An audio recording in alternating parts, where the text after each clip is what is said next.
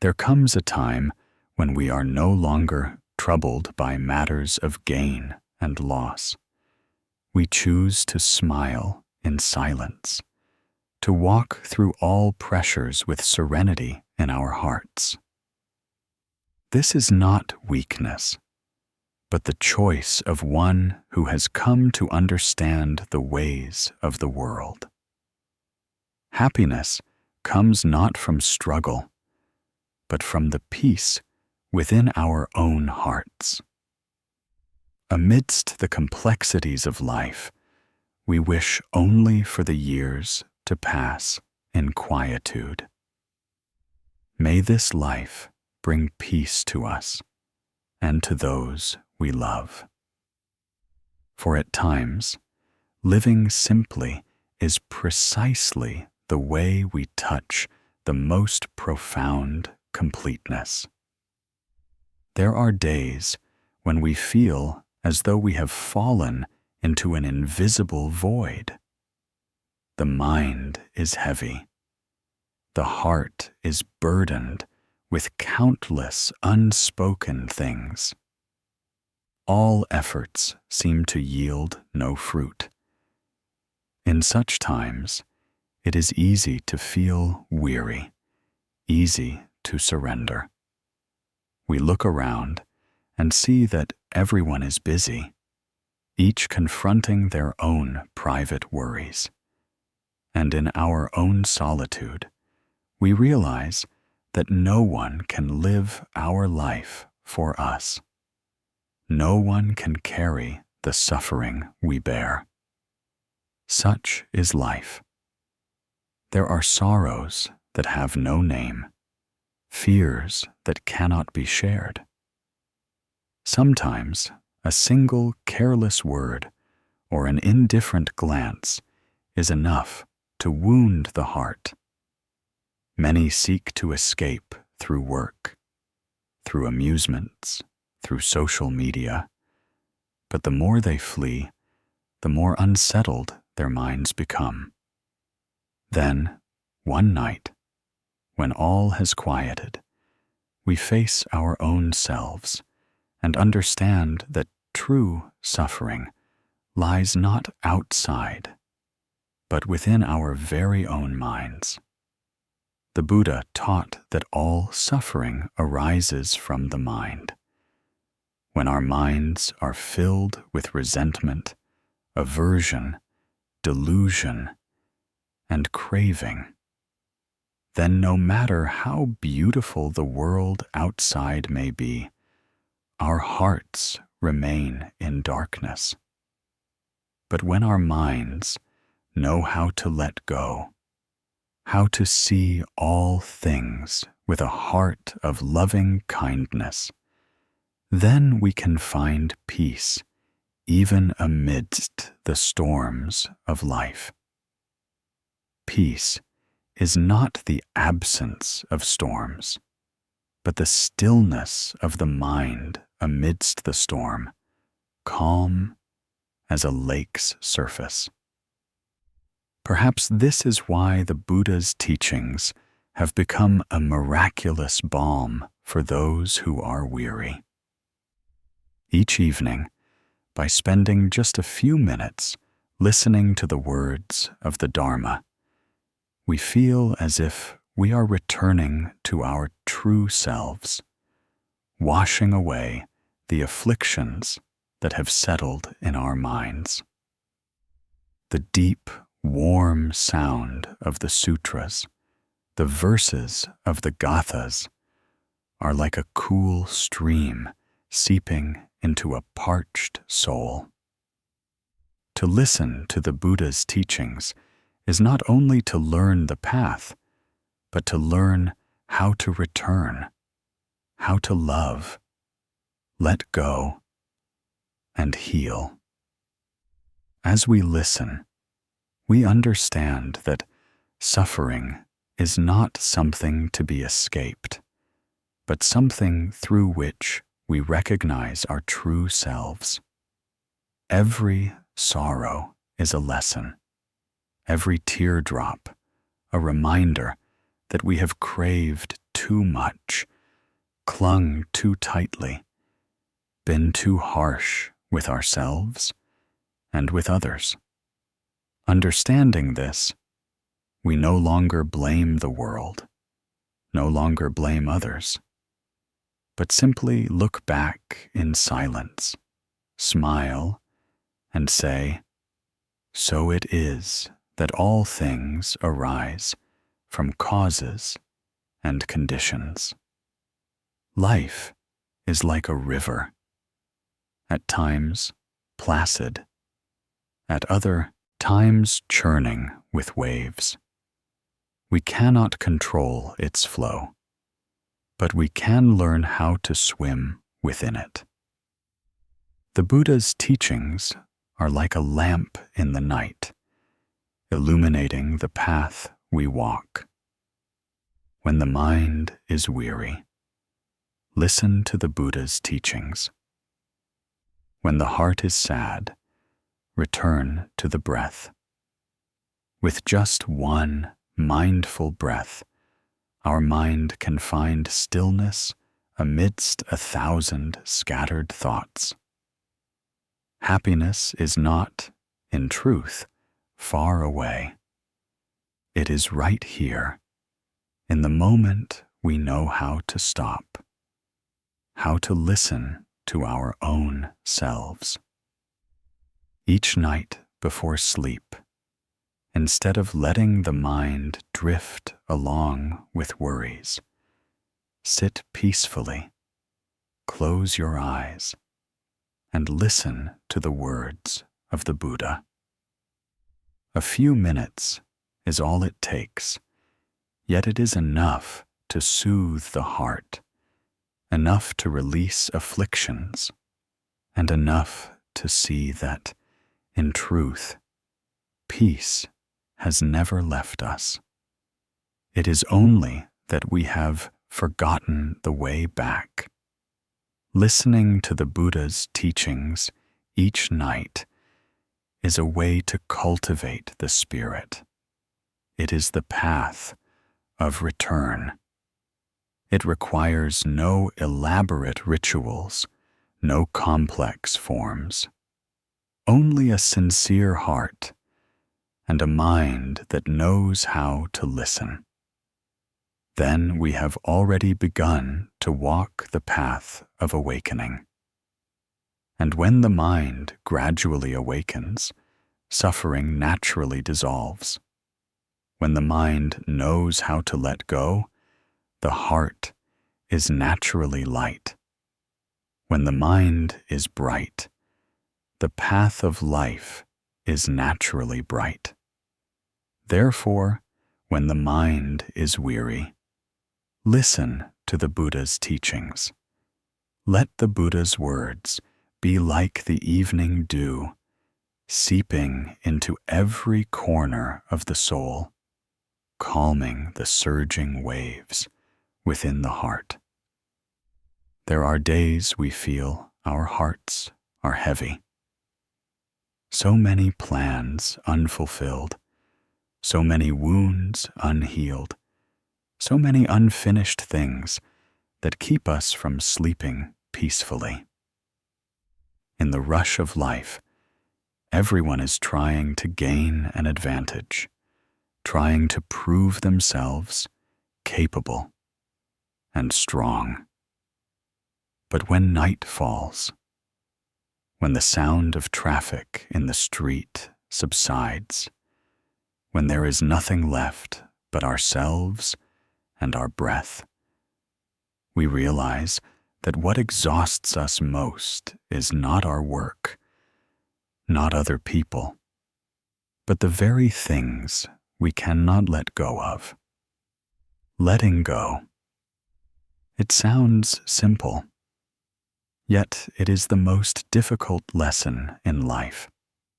For we human beings are often afraid of loss.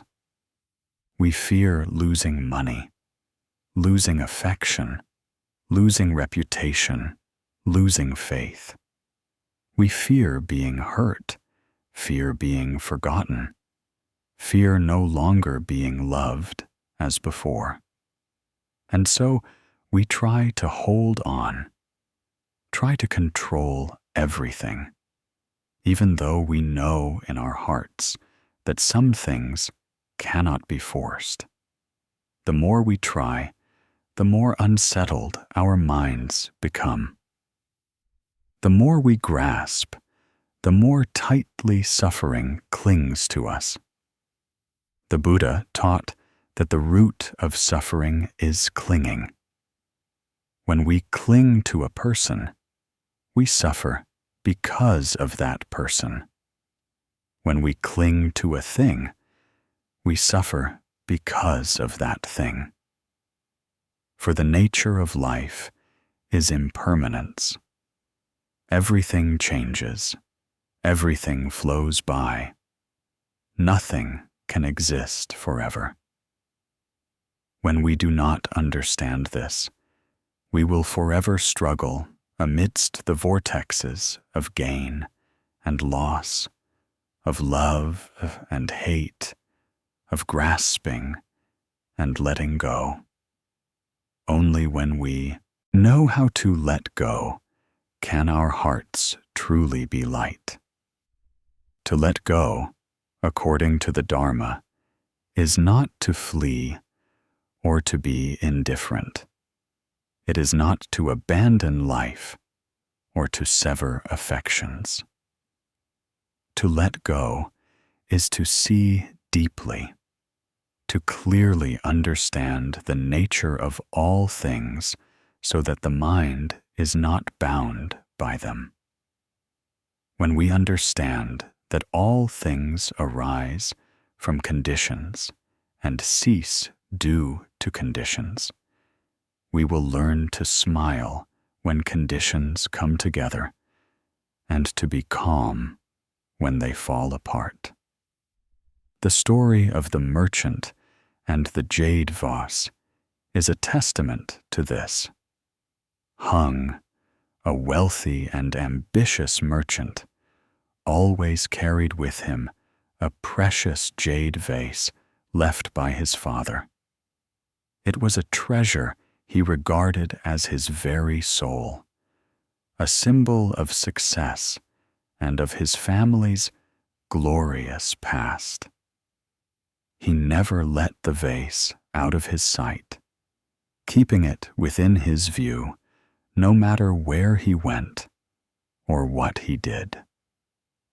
One day, during a sea voyage, a storm arose. The small boat tossed and turned, and the jade vase slipped from his grasp, falling to the edge of the boat. In that instant, without a thought, he lunged after it, trying to save his treasure. His whole body leaned precariously over the side. A little more, and he would have fallen into the deep sea. Fortunately, a Zen master who was traveling with him managed to pull him back just in time. The jade vase fell, sinking into the depths of the water. Hung clung to the railing, panting and filled with regret. He cried out in despair, "That was left to me by my father. It was all I had left." The Zen master looked at him, his gaze gentle, and said softly, "If you had not let go, you would have been pulled under. That vase was precious, but your life is more precious still. Let it go, and you will find yourself as light as a cloud." Hung bowed his head, his tears mingling with the sea wind. It was only then that he truly understood that in trying to save a precious object, he had almost lost himself. After that journey, Hung changed. He continued his business, continued to work, but his heart was different. He learned to live more simply, to cherish the ordinary things he had once overlooked. He understood that life is not a race to acquire everything, but a journey of learning to let go of what is unnecessary in order to keep what is truly precious: health, peace, and love. The Buddha taught that to let go is not to lose, but to gain peace of mind. The one who knows how to let go is the one who is truly holding on. For when we let go of fear, we hold on to freedom. When we let go of resentment, we hold on to serenity. When we let go of the past, we hold on to the present. In this life, everyone has things that weigh upon their heart. Some suffer because of love, some because of money, some because of loss. But no matter the cause of suffering, it all stems from one thing: we do not yet know how to let go. The harder one tries to hold on, the more one suffers. The more one clings, the more one is wounded. Yet, when we learn the art of letting go, miraculously, all afflictions transform into peace. Someone once said, "Letting go is not forgetting, but no longer being controlled by it." This is true. When we let go, the memories are still there. The recollections still remain, but our minds are no longer bound by them. We can look back without pain. We can remember and still smile. To let go is to liberate oneself. The Buddha taught that a practitioner is not just one who wears the saffron robe, but anyone who knows how to cultivate their mind each day. When we know how to look deeply into the nature of the things that cause us to suffer, we have begun the path of letting go. Let go of resentment to find tranquility. Let go of comparison to see your own sufficiency. Let go of perfectionism to understand that life is inherently imperfect. Let go of expectations to know how to love simply. And let go of the past to open your heart to the present.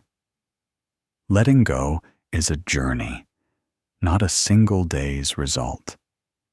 Each day, we learn a little. Each day, we release one small thing. Today, we let go of a moment of anger. Tomorrow, we let go of a fear. And gradually, we will find our hearts as light as a cloud, our souls as vast as the sky. If you can, each night before sleep, sit quietly for a few minutes. Close your eyes, take a deep breath, and ask yourself, what can I let go of today? Perhaps it is a word that hurt you, a thought that wearied you, a memory that plagues you. Imagine you are setting them down, gently, without force. Breathing in I know I am alive. Breathing out, I know I am letting go. Thus, with each breath, each beat of the heart, little by little, the suffering will dissolve, making way for a spreading tranquility. In that moment, we will realize that life is not so complicated. Suffering comes not from without, but from our own minds that have not yet learned to stop. When we let go, we lose nothing. On the contrary, we gain a great deal. We gain freedom. We gain peace. We gain a dwelling place in the present moment. Please remember that when you know how to let go, that is when you are truly able to hold on to peace, to hold on to joy, to hold on to your true self in stillness. To let go is not to abandon the world, but to live in the midst of the world without being swept away by it. And then, amidst all the changes of human existence, we can still smile, for within our hearts there is a sky free of storms. Letting go is the art of living in this world, knowing when to hold on and when to release, knowing how to love without clinging, how to care without suffering. To let go is to pause amidst the hurried stream of life, to listen to the voice of our own hearts. It is to cease resisting impermanence and instead walk with it with a light heart. When we let go, we lose nothing. We merely discard that which is no longer necessary. Only when we let go can we truly see ourselves clearly, see life clearly, and see that happiness was never far away. There are evenings after work when we return home in overwhelming weariness, our bodies exhausted, our minds heavy. Sometimes we sit on the porch, watching the traffic pass by, yet our hearts are still caught in an invisible vortex.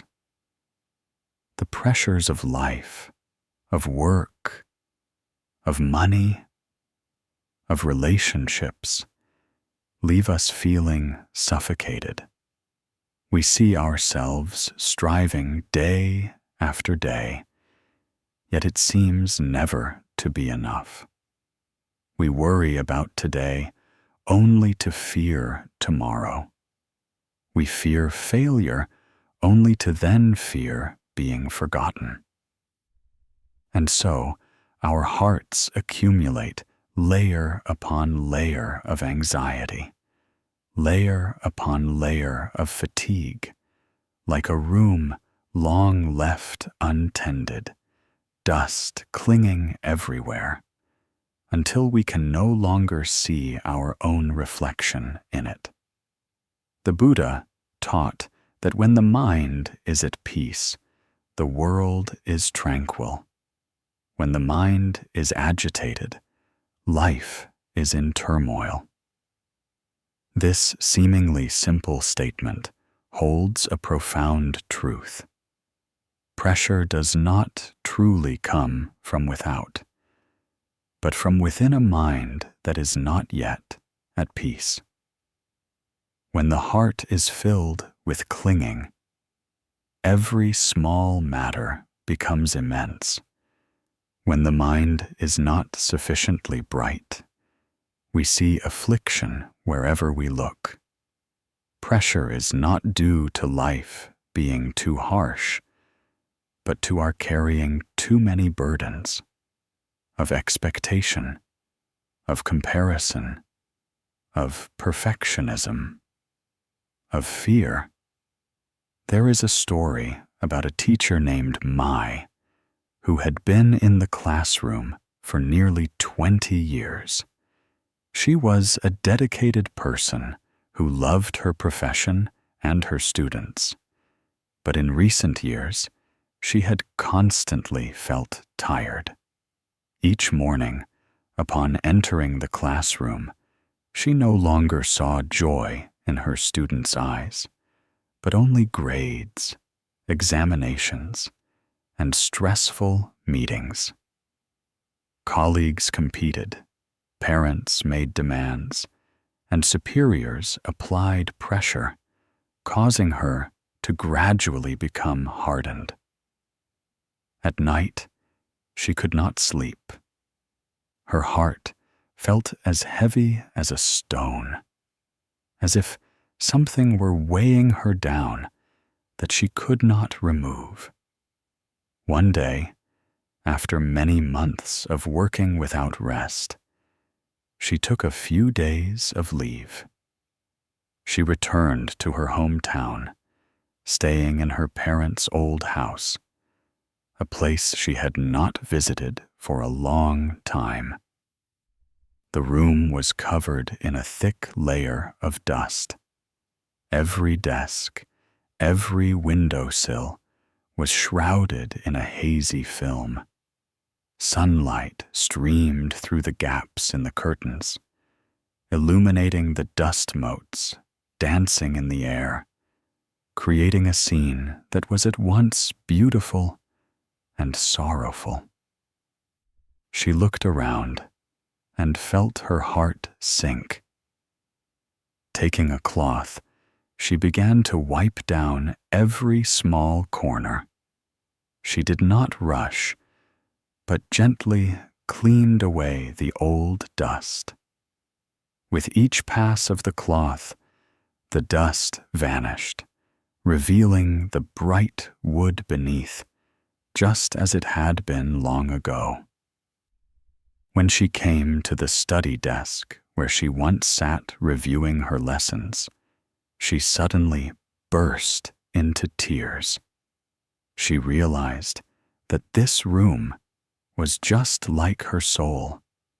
For so many years, she had allowed the dust of affliction, the dust of expectation, the dust of comparison to settle upon it without even knowing.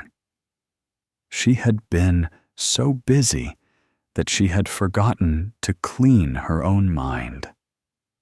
She whispered, "My room is like my mind. If left untended for too long, the dust of affliction will cover it." Understanding this, she stopped her hands and took a deep breath. The fresh air filled her lungs, light as a stream, washing away all weariness. That day, she sat for a long time by the window, watching the golden sunlight fall upon the wall. She smiled, a truly gentle smile, as if she had just set down a burden she had not known she was carrying for so long. From then on, she no longer blamed her work, no longer feared the pressure.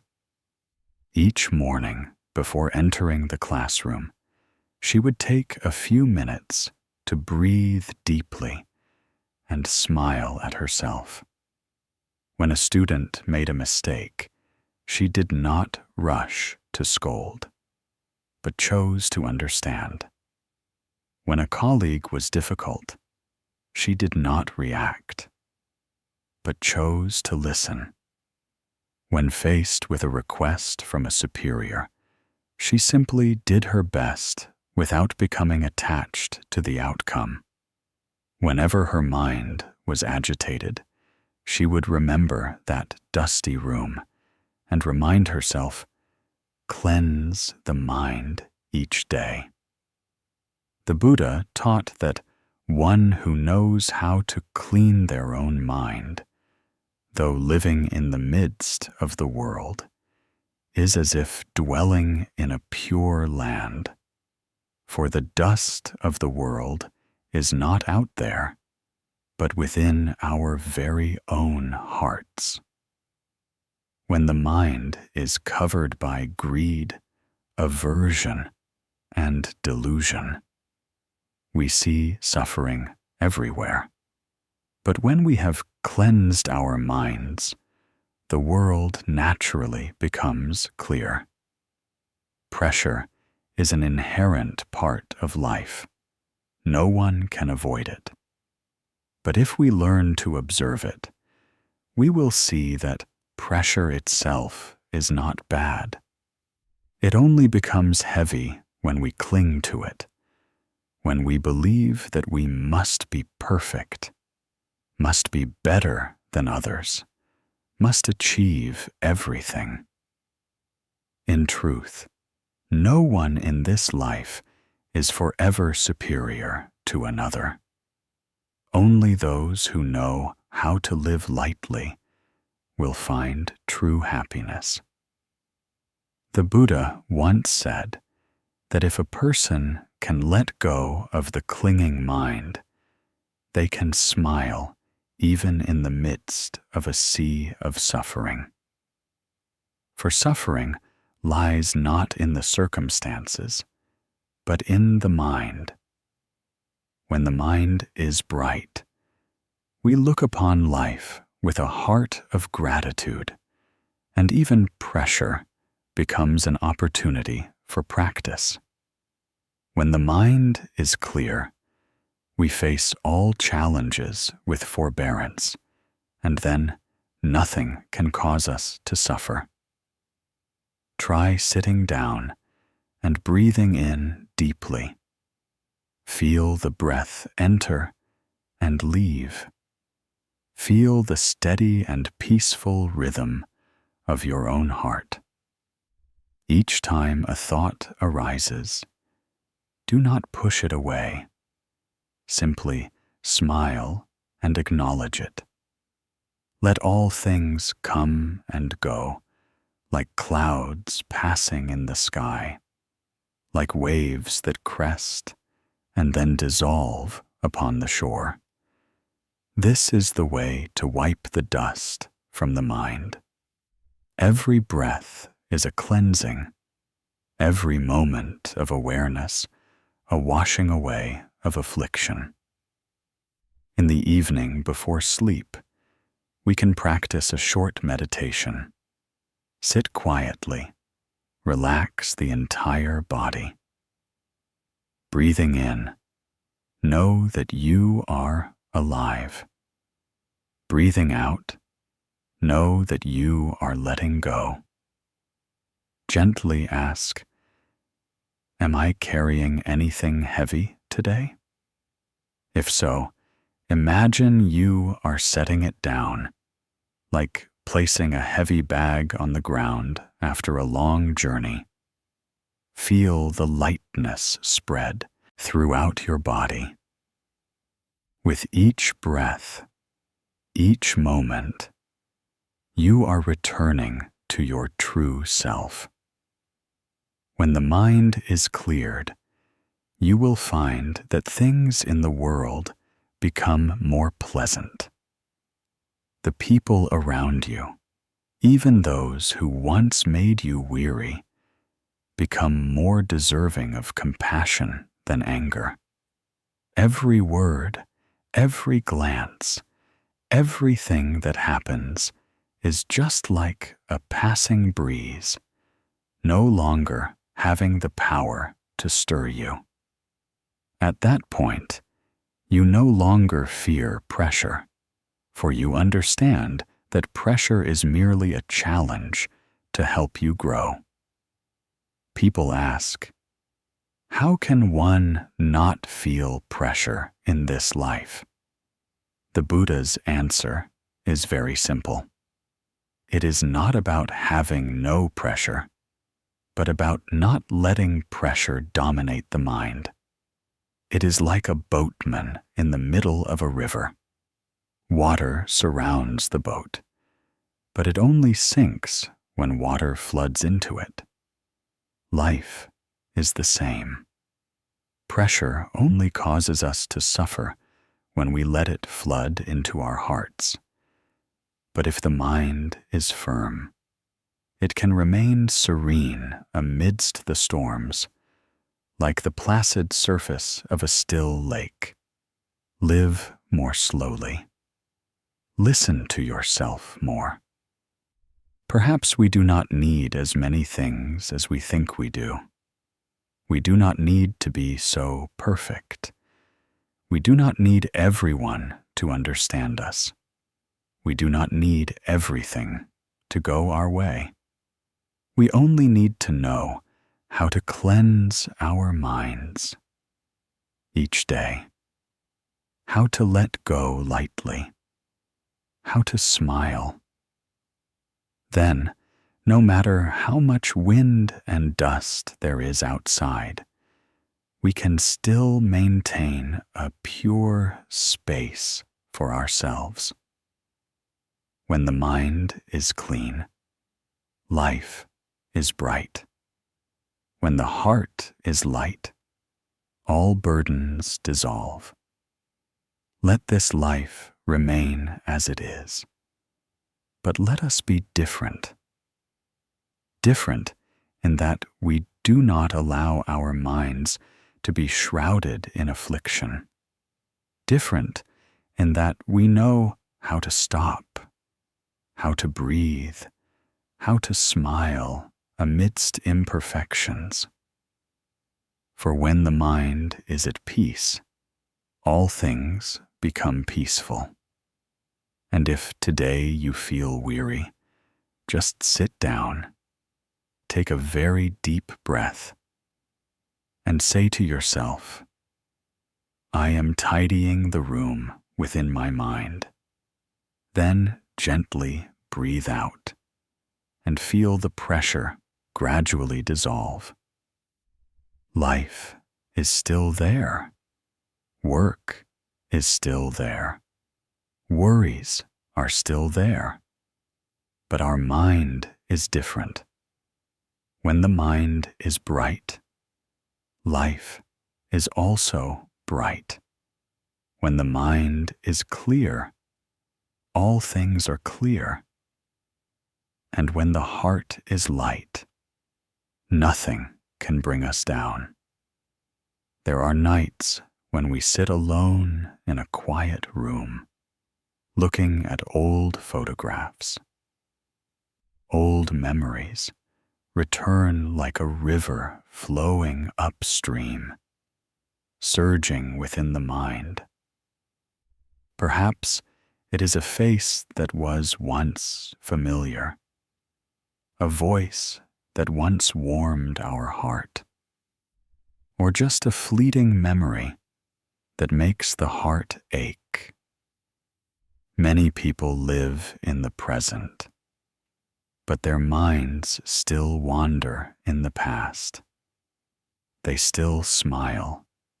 They still work. But within them is a whole sky of memories that have not faded.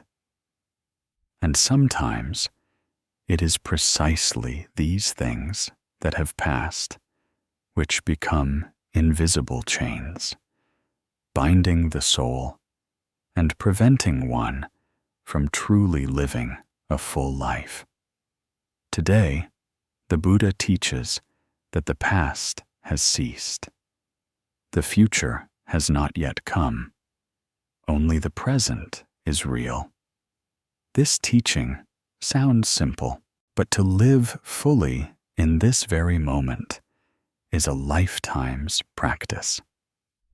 For the human mind has a habit of holding on, of fearing loss, of fearing change. So when the past is gone, people still want to cling to it. They think that to let go is to betray a memory. But in truth, to let go is how we love more deeply. The story of Lan is an example.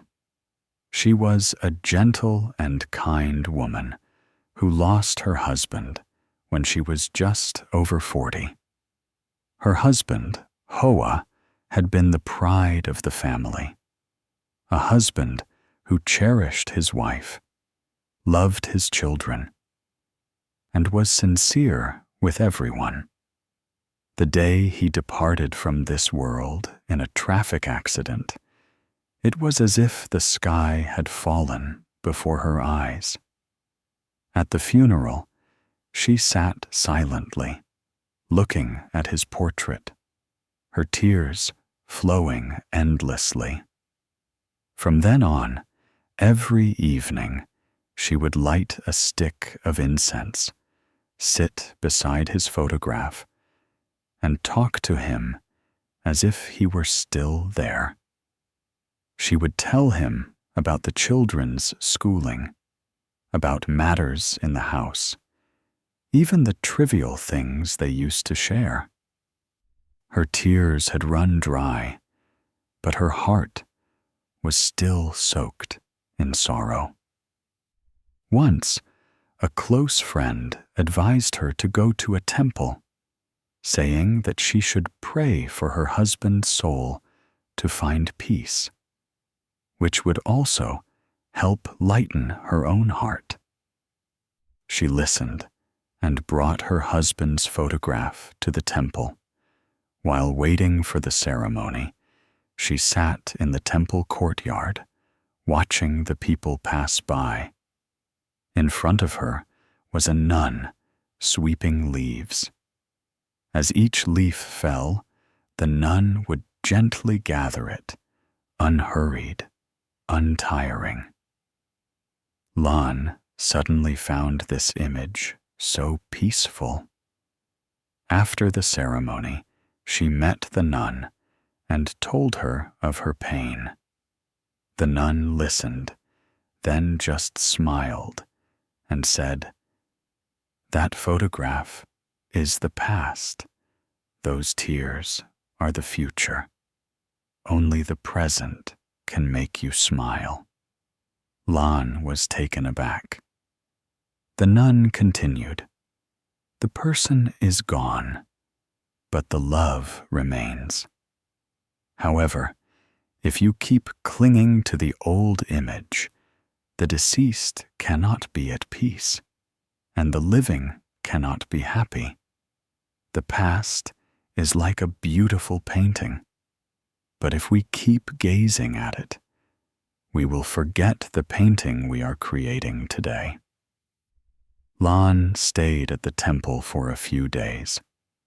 The nun taught her breathing meditation, taught her how to return to the present. At first, she found it difficult. Every time she closed her eyes, her husband's image would appear, and tears would fall again. The nun just said gently, "Breathe in.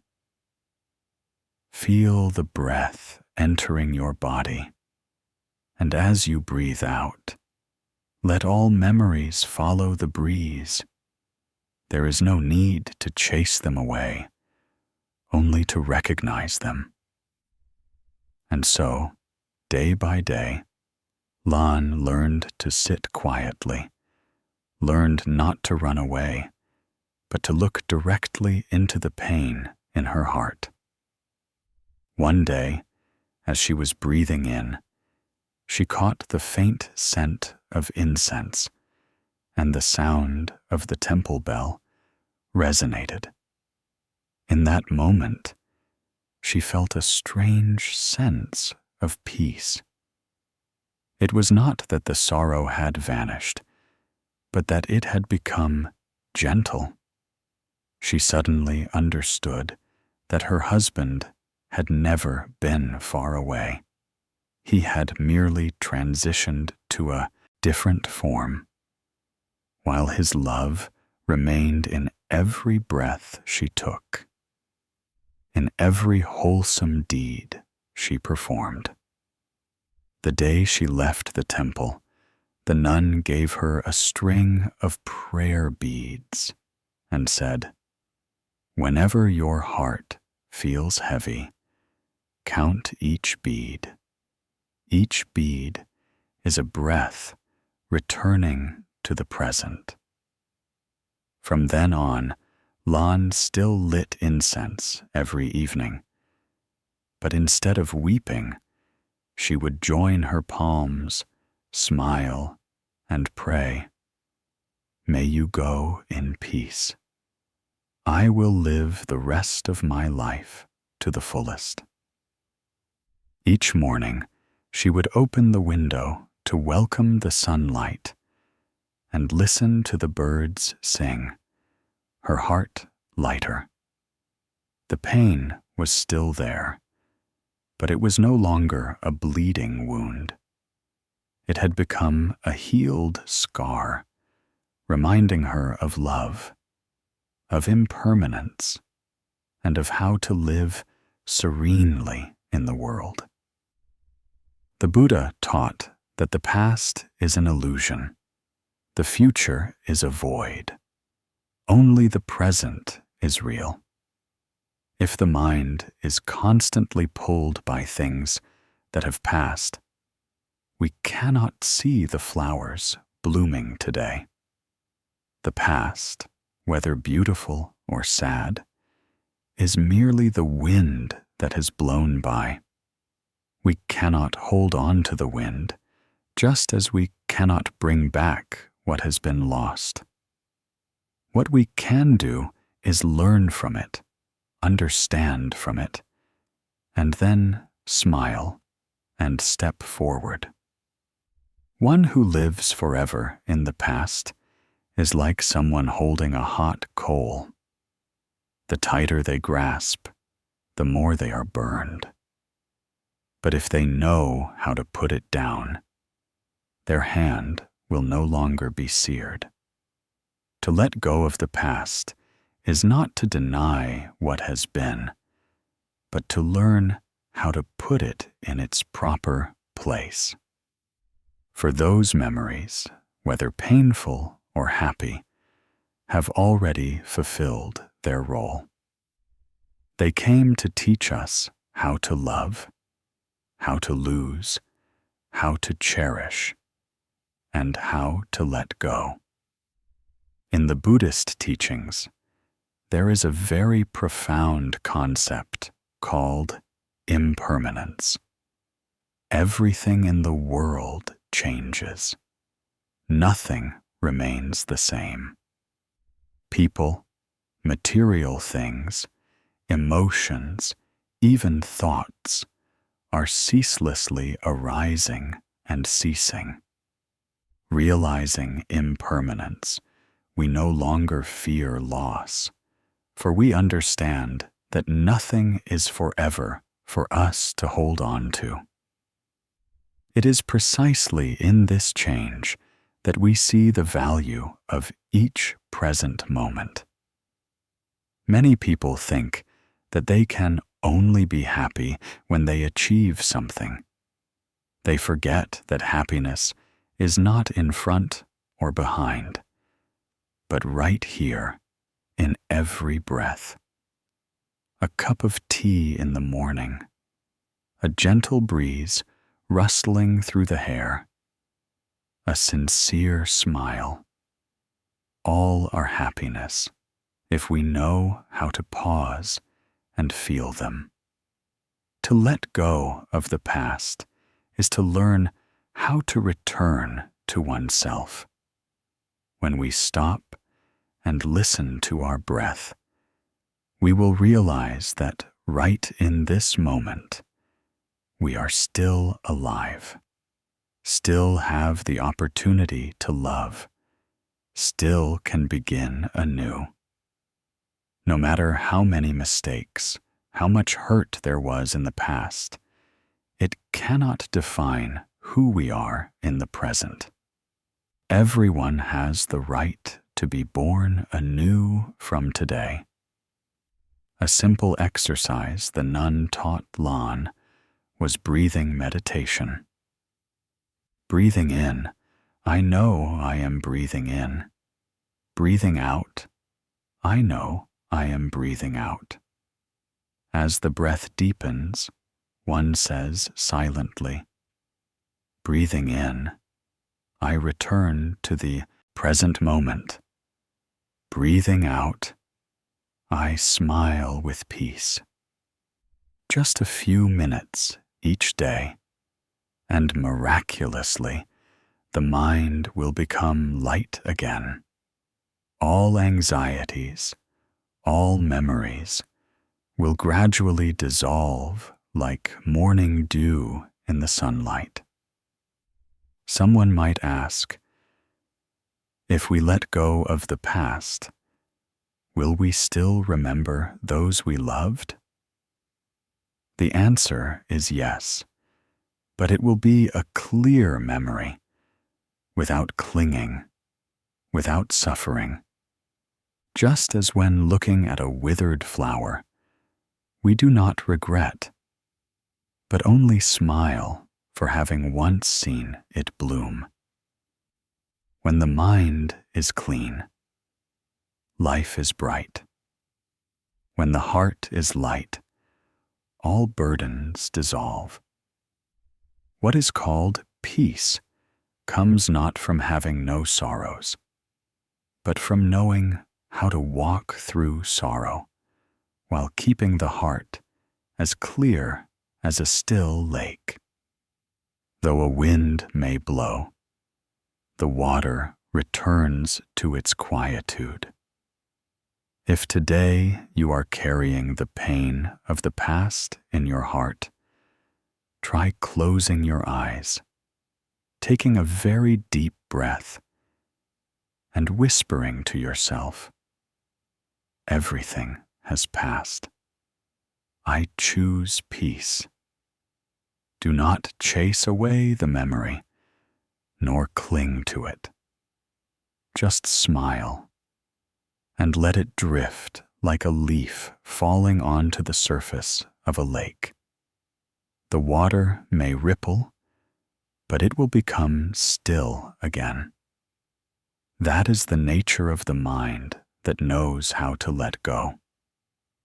Letting go of the past and embracing the present is not an easy journey, but it is the sure path that leads to serenity. Whenever you remember what has passed, ask yourself, what can I do in this moment to make things better? Perhaps it is a word of thanks, a deep breath, or a small act of kindness. Each of these actions is a way of returning to the present. The Buddha taught that to live in the present with a mind free of attachments is nirvana. Nirvana is not a distant place, but a state of mind when one is no longer pulled back by the past, nor pushed forward by the future. At that time, though sitting in the midst of the world, we can smile as if we were sitting in a temple. Tonight, if you are listening to these words in stillness, let the sound pass like the wind, leaving only the breath and the peace in your heart. Feel that you are fully present, not in yesterday, not in tomorrow, but right here in this very moment. The present moment is truly the most precious gift that life bestows upon us. Let go of the past to lighten the heart. Look to the present to see that life is beautiful. and live in mindfulness so that every day is a peaceful day. And then, when you know how to smile with today, all afflictions will vanish like mist in the early morning sun. There are evenings when we lie silently in a familiar room, yet our hearts still feel heavy. It is not because of anything monumental, but simply the silent fatigue that has accumulated day after day. A careless word that wounds us, a misunderstanding that upsets us, or simply things that do not go as we wish. These gradually cover our minds with a layer of sorrowful dust. Negativity of the mind begins this way, smoldering and small, but gradually spreading, like a tiny flame in the heart that consumes the peace we strive to cultivate. At times, we do not even realize we are nurturing it. We only feel that life has suddenly become heavy. Our outlook on everything has grown dim and lacking in kindness. The Buddha taught that all suffering begins from our very own minds. When the mind is obscured by aversion, jealousy, blame, or sorrow, we see the world through that hazy smoke, like looking through a dusty pane of glass. No matter how beautiful the scene before us, we see only a blur. A person living in negativity is like one who has bound themselves with an invisible rope. The more they struggle, the tighter it cinches. And the sad thing is that we are the ones holding the key to untie that knot, but we often fail to recognize it. Someone might ask, how can one suffer less when there is still so much injustice in life? So many people who hurt us? The answer lies not in changing the world out there, but in changing the way we see from within. For as the Buddha taught, the mind is the root. Circumstances shift according to the mind. If our mind is at peace, all situations feel light. If our mind is agitated, even in a tranquil place, the heart will be in turmoil. To understand this is the first step of awakening. It is when we begin to know how to turn inward and listen to ourselves instead of blaming others. Those who live in negativity often do not know that they are causing themselves more suffering than anyone else. When we are angry, we are the first to be burned by the fire of our own aversion. When we are envious, we are the ones who endure the restlessness, while the other person is completely unaware. Every negative thought is a drop of poison falling into the mind, and gradually it withers the entire garden of our inherently pure mind. Therefore, a student of the Buddha's path is not someone who avoids life, but someone who knows how to be master of their own mind in all circumstances. Once, there was a carpenter named Bin. He was skilled at his craft, but had a hot temper and was easily irritated. Whenever he encountered a warped piece of wood, he would sigh and lament, Why is my life so hard? Why do I always encounter such flawed, imperfect things? He looked at the warped wood as if he were seeing the injustice of life itself. Each time, his anger would flare up. He would slam his hand on the table and remain sullen for the rest of the day. Sometimes, a single piece of wood would cause him to lose a whole night's sleep. One day, while Bin was struggling with a pile of wood in his workshop, a monk stopped by to ask for a drink of water. Seeing his scowl, the monk smiled and asked, "Is there something that is unsettling your mind, my son?" Bin replied, "Venerable sir, I am just frustrated with these warped pieces of wood. I want to make a smooth table, but all I have is this ugly, crooked wood. How can I possibly get anything done?" The monk picked up a piece of wood, examined it for a moment, and then said, "The wood is warped, not straight. But it can be made into a beautiful armrest.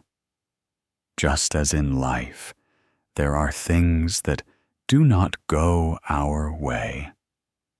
But if we change our perspective, we can still create something good." Bin listened in silence. The monk continued, "A negative person sees life through suffering. A mindful person sees life through compassion. The wood is not at fault, just as life is not at fault. It is only that our minds have not yet learned to see with loving kindness and understanding." Having said this, the monk bowed and departed in the evening twilight. Bin stood watching him go, his heart suddenly feeling lighter. He turned back, picked up the warped piece of wood, and this time, instead of being annoyed, he smiled. An idea flashed in his mind to make a chair with a gracefully curved armrest. When he finished, he was amazed that the very piece of wood that had frustrated him had created the most beautiful product he had ever made. From that day on, Bin changed. He no longer grew angry when he encountered warped wood, nor did he get upset when things did not go as planned. He would just tell himself, "Everything has its place. I just haven't seen it yet." His life gradually became lighter, filled with more laughter, and his small workshop became a place where anyone who visited felt warmth. Bin's story is a microcosm of each of us. We have also been like him, angry at the warped wood in our lives, a person who doesn't understand us, a task that doesn't go smoothly, a wound that has not healed. But if we know how to look deeply, how to transform our way of thinking, then every unwelcome thing can become a lesson for our minds to grow. The Buddha taught, "When there is suffering in the mind, the outer world becomes suffering. When there is joy in the mind, the outer world also becomes joyful." This means that the realm of a person's life is determined by that person's mind. When the mind has mindfulness, has awareness, we are no longer swept into the vortex of negativity. Each time we are angry, we know we are angry. Each time we are sad, we know we are sad. To know this is not to indulge the emotion, but to recognize and release it. It is like watching clouds drift across the sky. We simply observe without grasping. The clouds pass, and the sky is bright once more. Mindfulness is the lamp that illuminates consciousness. When we have mindfulness, we are no longer dominated by the darkness of afflictions. We know what we are thinking, what we are saying, and what we are doing. When aversion arises, we know it is aversion. When resentment appears, we know it is resentment. And by simply recognizing without judgment, the mind immediately calms down. It is like seeing a fire and not adding more fuel. The flame naturally extinguishes itself. When faced with pain, some people, instead of listening, choose to blame. But blame only makes the pain greater. A mindful person understands that suffering is a teacher. Every moment of sadness or anger is an opportunity to look within ourselves, to see that we are still clinging, still desiring, still expecting. And it is precisely these desires that cause us to suffer. When we let them go, the heart immediately feels light. Many people think that to practice the spiritual path means one must leave the world, enter a monastery, or go up a mountain. But in truth, practice is found in every moment of this very life. When we refrain from a harsh word and offer a kind one instead, that is practice. When we know how to smile in the face of adversity, that is practice. When, instead of blaming others, we look toward understanding, that is practice. Mindfulness is not far away. It resides in every breath, in every awakened thought of ours. Let us try to practice one small thing each day. When a negative thought arises, stop, close your eyes, and take 3 deep breaths. Feel the breath coming in and going out. Feel the body being nourished by that breath. And then ask yourself, is this worth losing my peace over? Often, when the mind has settled, we will see that the matter has become much smaller. Sometimes, the thing that made us angry in the morning seems completely unimportant by evening. Another exercise is to write down 3 beautiful things from the day each night before sleep, no matter how small. It could be a delicious cup of tea, a smile someone gave you, or a task you did well. When the mind is directed toward wholesome things, negativity has no place to live. The mind is like a piece of land. Whatever seeds are sown, those are the seeds that will grow. If each day we sow seeds of gratitude and mindfulness, the garden of our mind will gradually become green again. To let go of negativity is not to ignore unpleasant things, but to see them with the eyes of understanding. When someone hurts us, instead of harboring resentment, consider that this person is also suffering. Only those who suffer cause suffering to others. When we understand this, our hearts naturally soften.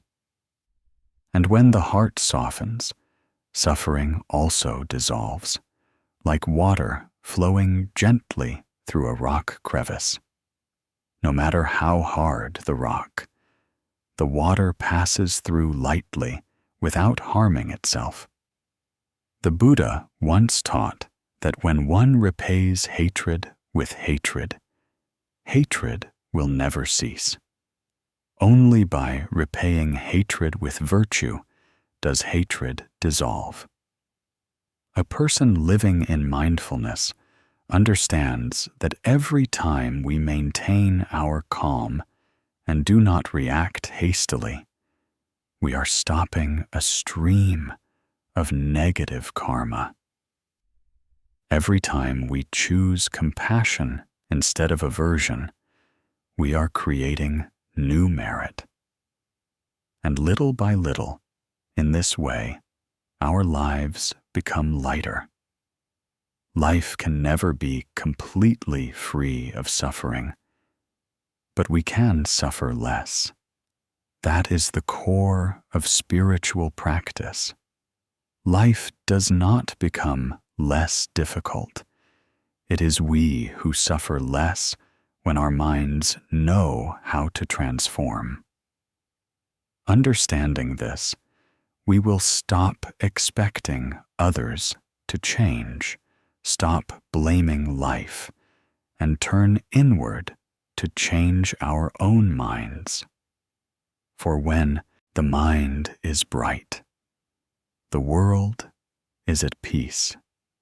When the mind is light, our steps upon this earth are also light.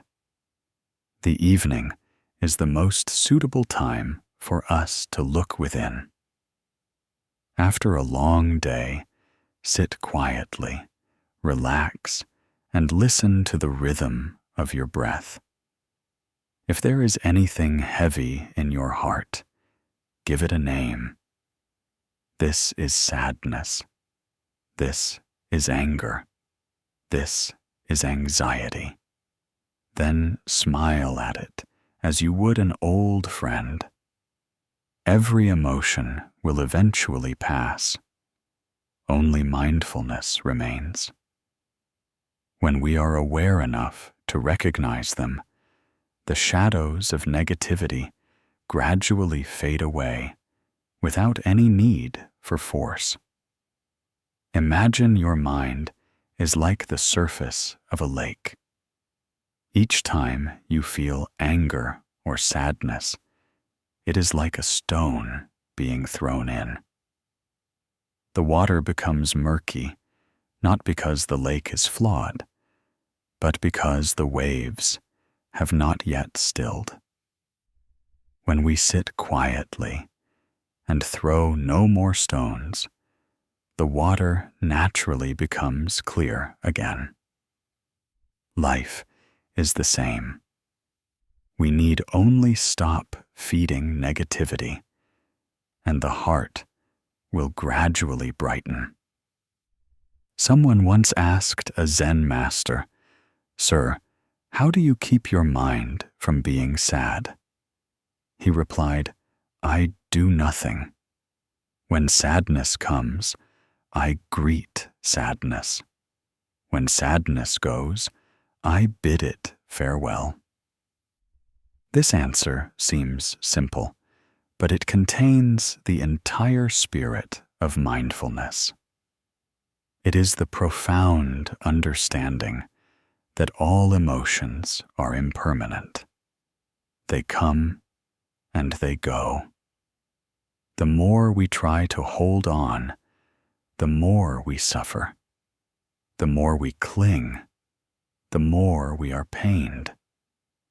If today your heart still holds fragments of negativity, gently set them down.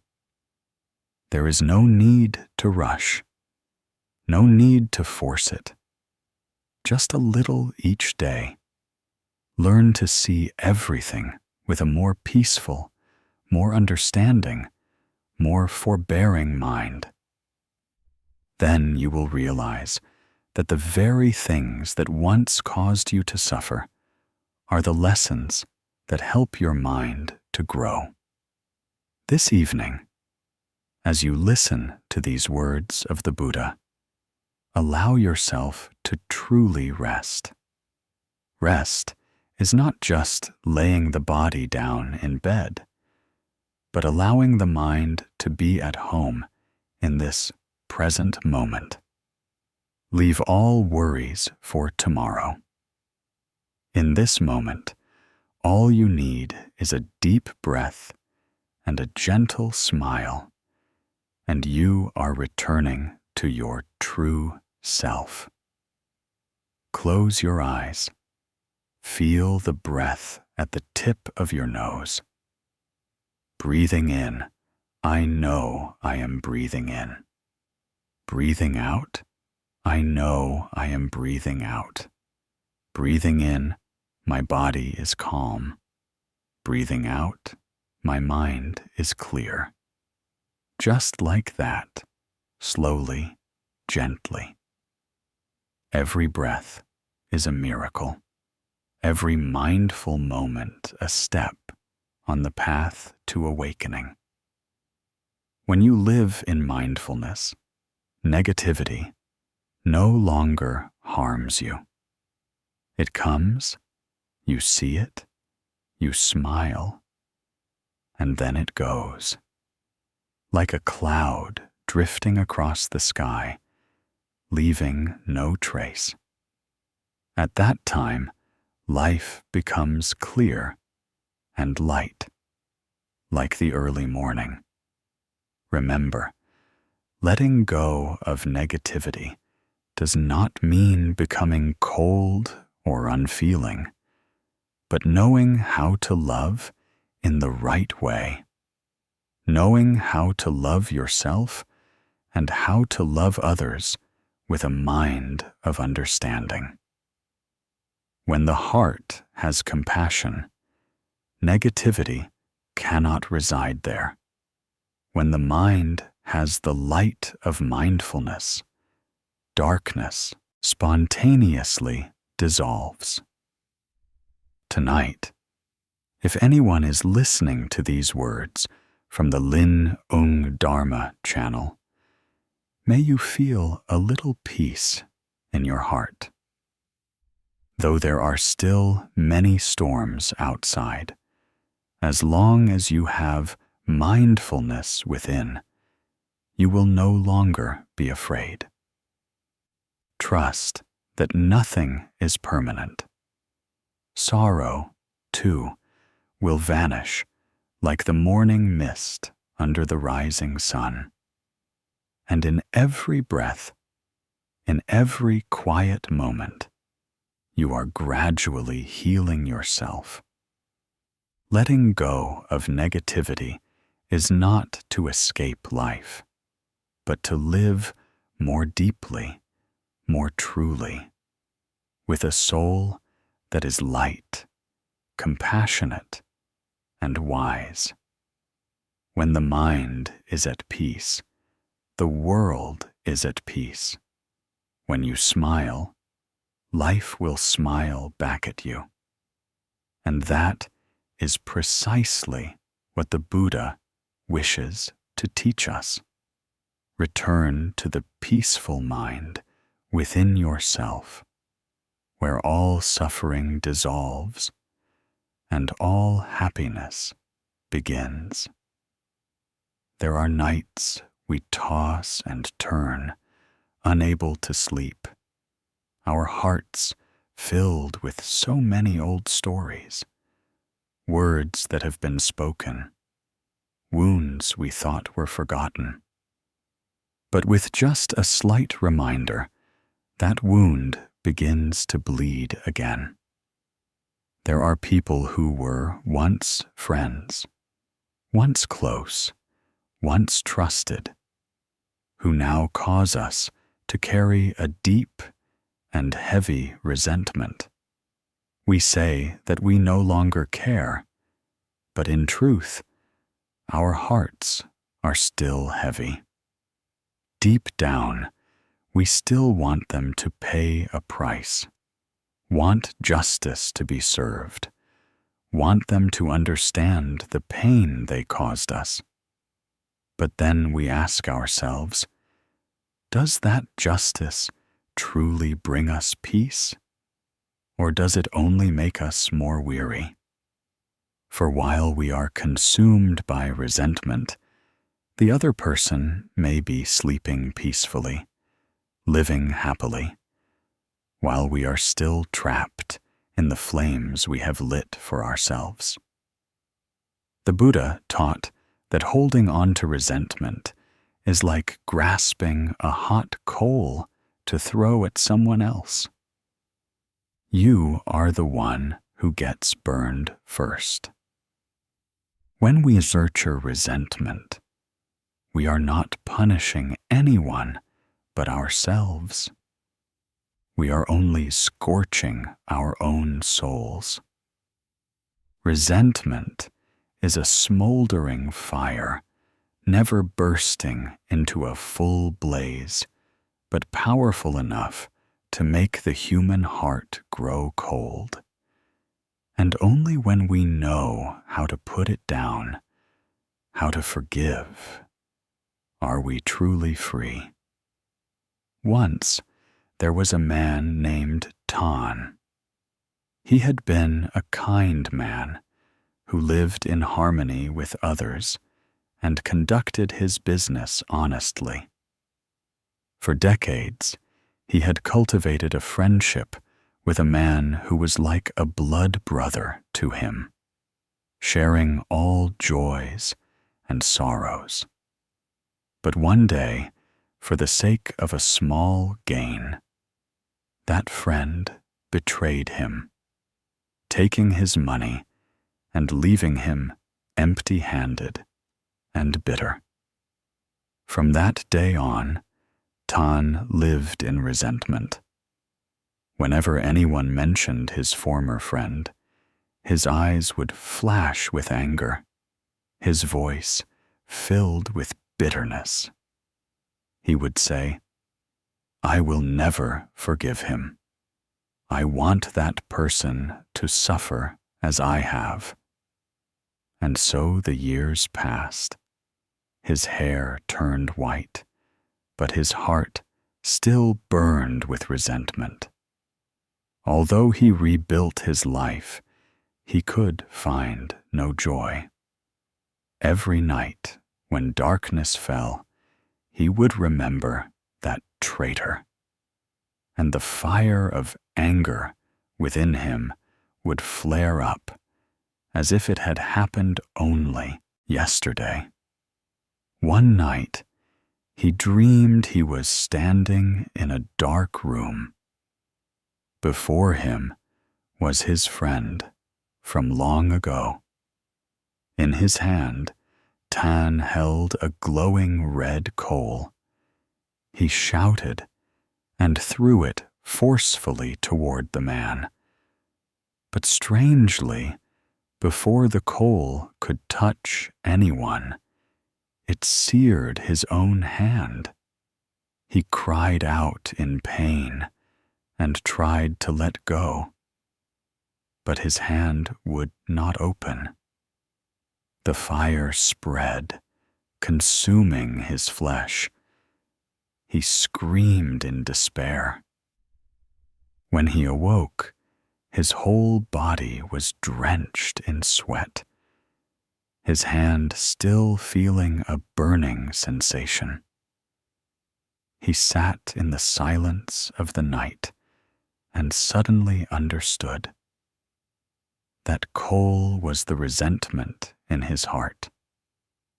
For all these years, he had been holding on to it tightly, thinking he would throw it to make another suffer, not knowing that he was the one being burned first.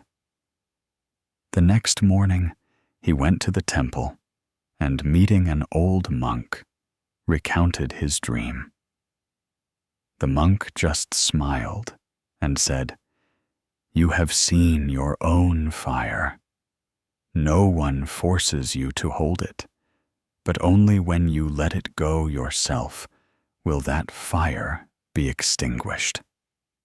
From that day, Tan began to learn how to let go. Letting go was not forgetting immediately. He still remembered the old story, but instead of resentment, he began to feel gratitude. Gratitude because it helped him understand the human heart, to understand impermanence. Gratitude because through a wound, he had learned the greatest lesson of his life. To forgive is not for them, but for oneself to find rest. The Buddha once taught that when a mind of hatred arises, the mind of compassion is lost. When the mind of compassion is present, hatred has no place to dwell. Forgiveness is not condoning. It is an act of awakening. It does not make the other person innocent, but it liberates us from suffering. When we forgive, we are no longer living in the past, but returning to the present, where there is no one left to blame, only peace. In this life, everyone has been hurt. Some have been betrayed, some deceived, some spoken ill of, some abandoned. Those wounds scar the heart deeply, causing us to lose faith, to lose even our initial kindness. But if we continue to cling tightly to resentment, it is no different from imprisoning ourselves in our own emotions. The person who hurt us may have appeared for only a moment, but resentment makes us suffer for many years. A person once asked the Buddha, "I have been hurt too deeply by others. I cannot possibly forget. How can I forgive?" The Buddha simply smiled and said, "Imagine that every time you think of them, you place a stone upon your shoulder. At first, it is just a small stone, but the more you think, the more you resent, and the heavier the stone becomes. One day, you are weary, your back aches, your legs are weak, yet you still do not put it down. When you learn to set that stone down, you will understand what freedom is.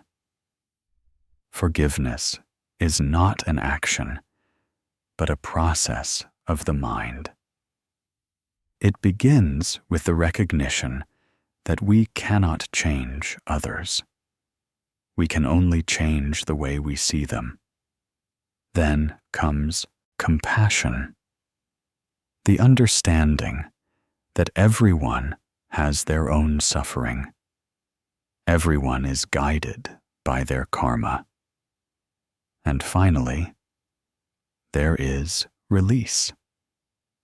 When we understand that everything is as impermanent as clouds drifting across the sky, there is nothing worth holding on to forever in our hearts. Once we understand this, our hearts become so light. We look at the person who once caused us suffering and no longer feel resentment. We understand that if they were truly happy, they would not have hurt others. And when we send them a mind of loving kindness, our own hearts find true peace. Someone once said, "Forgiveness is the greatest gift we can give ourselves." For when we forgive, we are no longer a victim of the past. We stand up, smile, and walk forward with a light heart. If right now you are carrying some resentment in your heart, try to sit quietly. Close your eyes, breathe deeply, and look at that pain as an observer. Do not judge, do not hate, just look. Then ask your heart, how much longer do I want to hold on to this? If today were the last day of my life, would I want to depart in resentment? Or would I want to step away with a gentle smile? Letting go of resentment is not easy, but every breath, every wholesome thought will bring us closer to peace. Each night before sleep, practice sending words of forgiveness. There is no need to say them aloud. Just think them in your mind. I forgive those who have hurt me, and I ask for forgiveness from those I have caused to be sad.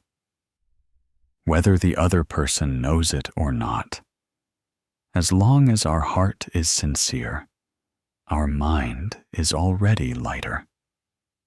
The Buddha taught that if one repays hatred with hatred, that hatred will never end. Only with a heart of loving kindness can hatred be dissolved. Therefore, choose the path of compassion. When our hearts are filled with compassion, resentment naturally vanishes like morning dew in the sunlight. Tonight, before you sleep, try practicing a short meditation. Sit quietly, place your hands on your chest, and listen to the rhythm of your heart. With each breath in, say silently, I know I am still alive. With each breath out, gently say, I let go of resentment. By doing this for a few minutes each night, you will see a miracle. The flower of loving kindness will gradually bloom. The pain will gradually lighten, and your sleep will become more peaceful than ever before. Remember that the one who forgives is not weak, but courageous, for they dare to look at the wound, dare to heal it, and dare to live on with a heart full of forbearance. And when you can forgive, you not only liberate yourself, but also liberate the other person from the burden of guilt in their own mind. Someone once said, if you cannot forgive, you will carry the pain of the past for the rest of your life. But if you learn to let go, you will understand that everything is just a lesson. The person who came to cause you pain is the very one who helps you grow. The one who betrayed you is the very one who helps you realize the value of sincerity. The one who left you is the very one who teaches you how to stand alone without fear. And so, we no longer resent, but only feel gratitude. When gratitude arises, resentment vanishes like thin mist in the wind. Forgiveness is no longer a difficult task, but becomes the instinct of a soul that has understood the way. We live more gently, speak more softly, and see the world with eyes of compassion. Life is inherently impermanent. The person who hurts us today may be the one who comes to apologize tomorrow. The person who causes us to suffer today may be shouldering another suffering that we know nothing about. So what is the point of holding on to resentment? Is it not better to learn how to love, even those who have once made us sad?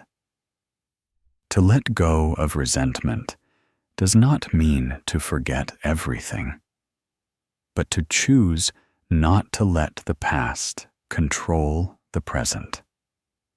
We still remember, but with a peaceful heart.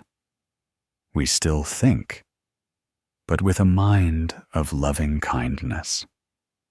And that is true freedom. When the heart is at rest, sleep will be deep. When the mind is light, tomorrow will be different. Each night, if we can listen again to the Buddha's teachings to remind ourselves of impermanence, of forgiveness, of a compassionate heart, then even though this life still has many storms, there will be moments of peace, like a gentle breeze. Forgive because you deserve to be free. Let go of resentment because you deserve to be at peace. And trust that every time we know how to love, the universe will love us back 1,000-fold. There are days we feel our hearts are unusually narrow. A small word can make us irritable. A careless action by someone can cause us to dwell on it, feeling slighted and hurt. We feel that people are difficult, that everyone is intentionally trying to upset us, that no one understands us, no one is sincere. The more we think this way, the more we withdraw, the more we close our hearts. We then live in a safe shell where we believe that if we do not open our hearts, we will not be hurt again. But we fail to see that it is precisely this closing of the heart that makes us lonelier than any wound. The Buddha taught that when a person's heart is veiled by narrow-mindedness, the light of wisdom cannot shine through. Narrow-mindedness is the root of aversion, of division, and of suffering. It causes us to see everything through the small frame of the ego. We forget that this world is not just us, but others as well. Each person carries a story, a suffering, a perspective of their own. Someone once said, "When we clench our fist, we can hold nothing. When we open our heart, the whole world is in our hand." This saying sounds simple, yet it contains a profound lesson. A clenched fist is the image of a person who holds tightly to what they believe is right, is good, is just. But in that clenched fist, there is no room for anything new, for love or compassion to enter. But when we open our hearts, it is like opening our hands. We can receive everything, whether it is smiles or tears, joys or sorrow. All can become seeds for understanding. In this life, so many conflicts arise simply because people's hearts are too small. A brief exchange of words, a trivial misunderstanding, a little one-upmanship in conversation can cause us to become resentful and distant. Then, from a small crack, affection gradually fades. Friends become strangers. Neighbors become adversaries. There are things that, if we had just yielded a step or offered a smile, everything would have been peaceful. But instead, we choose to cling to our pride, and in doing so, push ourselves into suffering. Long ago, in a small village by a river, there were two houses side by side, belonging to Mrs. Lie and Mr. Fuck. Between the two houses stood an ancient mango tree. The tree grew right on the boundary line. Its trunk was on Mrs. Lie's side, but its canopy spread over to Mr. Fuck's. Every mango season, whichever side the fruit fell on, that household would collect it. Everything was peaceful until one year the mangoes on Mrs. Lie's side were few, while on Mr. Fuck's side there were many. Seeing this, Mrs. Lie became angry, believing that Mr. Fuck had intentionally shaken the tree to make the fruit fall on his side. From then on, whenever she saw him pass by, she would glare, sigh, and utter sarcastic remarks. Mr. Fuck felt sad when he heard them, but said nothing in return.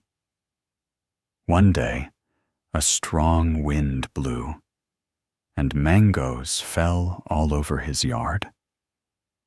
He looked at the basket of ripe, golden mangoes, and remembering his angry neighbor, he suddenly thought, if I bring these over as a gift, she might misunderstand and think I am mocking her. But then he remembered his father's teaching from long ago. When a person's heart is hot with anger, only a kind heart can cool it. He gently picked the most beautiful mangoes, placed them in a basket, and went to knock on Mrs. Lie's door.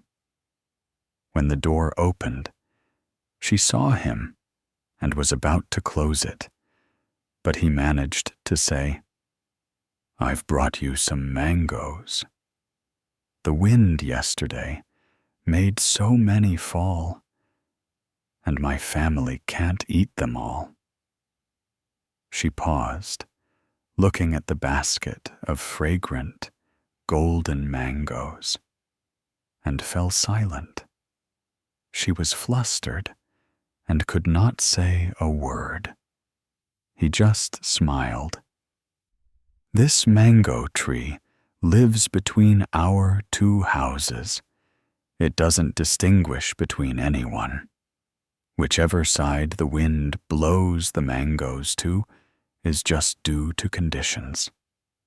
If we keep this resentment in our hearts, the tree will no longer be happy enough to bear fruit. From that day on, Mrs. Lai stopped being angry. She even brought him some cakes in return, and the two became close friends. Every mango season, they would harvest the fruit together, divide it equally, and then sit under the shade of the tree, telling stories of their lives. That mango tree, once a cause of dispute, became a symbol of a neighborly love and forbearance. The Buddha taught that the human heart is like the earth. The more expansive it is, the more wholesome things it can nurture. One who knows how to open their heart will find life as light as the wind, for they are not entangled. They know that what we give away is never lost, but is transformed into merit. Conversely, a narrow-minded person is like a small vase. A single drop of water will cause it to overflow. A vast heart is like the ocean. No matter how many drops of water are poured into it, it remains serene. We are narrow-minded because we fear loss, fear others being better than us, fear being taken advantage of, fear not being recognized. But in truth, all these fears arise from ego clinging. The I always believes it is the center. When we learn to see further, to understand that everyone has their own suffering, we will become less narrow-minded. A person who speaks harshly may be under pressure. A person who behaves poorly may be feeling insecure. When we open our hearts to understand, anger naturally dissolves. A monk once said, "A narrow mind sees suffering. A vast mind sees peace." That short saying is so true. When we live with a vast mind, we no longer compare. We know that each person is walking their own path of learning. Some are learning the lesson of patience, some are learning about compassion, and we too are learning about forbearance. If we are angry at them because they do not yet understand enough, how is that different from being angry at a child because it cannot yet walk? There are times we will find ourselves reacting too quickly. Someone says a word, and we immediately respond with pride. Later, when we calm down, we see that it was nothing serious. At that moment, we realize that narrow-mindedness not only hurts others, but also causes us to lose ourselves, our composure, our loving kindness, our serenity. The Buddha taught that one with a narrow mind sees only the faults of others. One with a vast mind sees only the wholesome. When we are always looking at the faults of others, our hearts give rise to affliction. But when we practice seeing with the eyes of compassion, we find that everything is worthy of understanding. And it is precisely at that moment that we become free. If each day we spend a little time contemplating our own hearts, we will see how many times we have closed them without knowing. When someone succeeds, we feel jealous. When someone is praised, we feel annoyed. When someone makes a mistake, we feel a sense of satisfaction. All these reactions are expressions of a narrow mind. They come very quickly, silent as a passing cloud. But if we do not recognize them, they will obscure the light of compassion within us. Try opening your heart with one small act. When you see someone happy, smile and wish them well. When you see someone stumble, think, may they be at peace.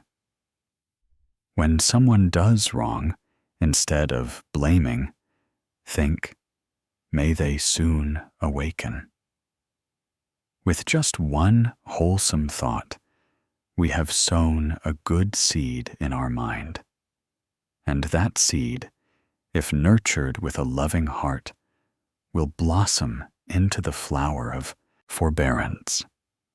The Buddha taught the 4 immeasurable minds: loving kindness, metta, compassion, karuna, sympathetic joy, mudita, and equanimity, upekkha.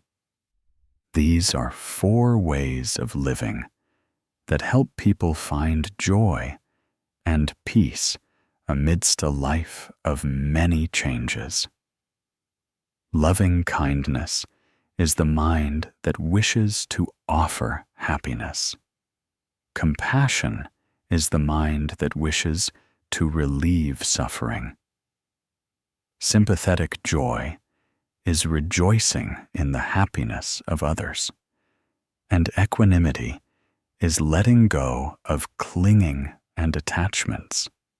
When we can live with these 4 minds, narrow-mindedness naturally disappears. Try a small practice each night before sleep. Sit quietly, breathing gently. As you breathe in, think that you are breathing in the energy of love. As you breathe out, think that you are releasing all narrow-mindedness. Then say silently to yourself, may all sentient beings be happy and at peace. May those I love be well. May even those who have made me sad also be well. Repeat this a few times, and you will feel your heart warm. Your resentments gradually dissolve, leaving only a lightness, like a cool breeze on a quiet night. The sound of the wind, the resonant chime of a temple bell, the chirping of insects in the night, all seem to merge with the breath, like a reminder that all things have their place in this life. When we open our hearts, we also merge into that stream of life, no longer distinguishing between me and other, gain and loss. A person who lives with forbearance will always have many friends, much joy, and few enemies. Wherever they go, they are loved and respected because the energy they radiate is one of peace. In contrast, a narrow-minded person, even with money and status, will find it difficult to be happy. They are always suspicious, always afraid of others surpassing them, always living in opposition. Their lives are therefore weary. Remember that no one in this world is perfect. Each person has a light side and a dark side. When we only see the dark side of others, we miss the opportunity to see the good they are striving to reach. But when we see with a heart of forbearance, we see that everyone is on their own path of learning, just like us. They, too, will change, will grow in understanding and love. Tonight, as you listen to these words, let the gentle sound flow through your mind. Imagine your heart is like a lotus blossom opening in the middle of a still lake. Each breath is a petal unfurling, releasing the fragrance of compassion.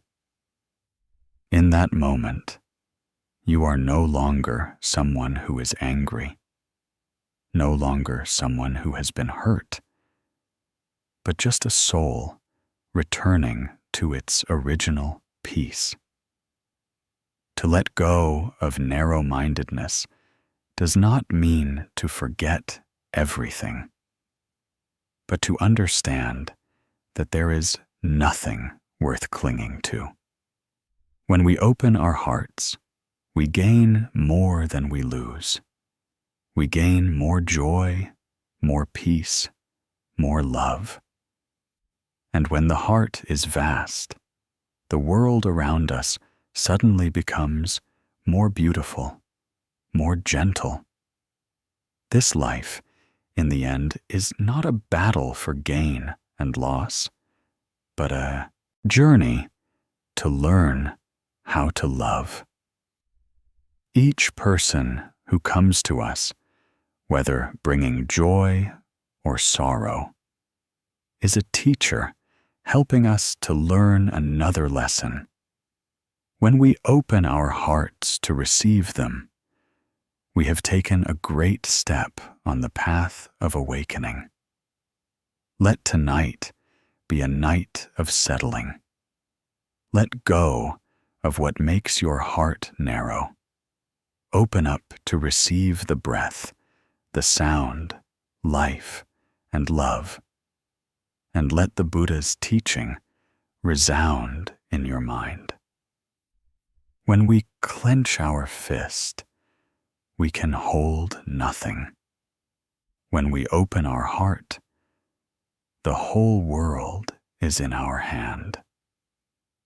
There are evenings after a long, tiring day when we sit silently in a small room, hearing only the sound of our own breath mingling with the rhythm of the wind outside the porch. In that moment, we realize that what makes our hearts heavy is not necessarily the events of life, but the way we perceive everything. People can live in the same circumstances, yet one laments their suffering while another finds peace. The Buddha taught that whether we experience suffering or joy, heaviness or lightness, it all comes from our own minds. When the mind is open and vast, we find everything becomes more pleasant. When the mind is narrow, every trivial matter turns into a storm within the heart. There are times we ask ourselves, why do I live perpetually in weariness, in the turmoil of emotions, in nameless resentments? We want to find peace, but the more we search, the further away it seems. Perhaps it is because we have not yet learned one simple yet profound thing: to see life more lightly. Lightly does not mean to be indifferent or to abandon things, but to know how to understand, how to smile when things do not go as we wish, to know that everything is impermanent, that nothing lasts forever. The Buddha once taught that one who knows how to see things lightly is one who is living in freedom. When we are not swept away by gain and loss, by more and less, we will find life becomes as gentle as a river after the rain.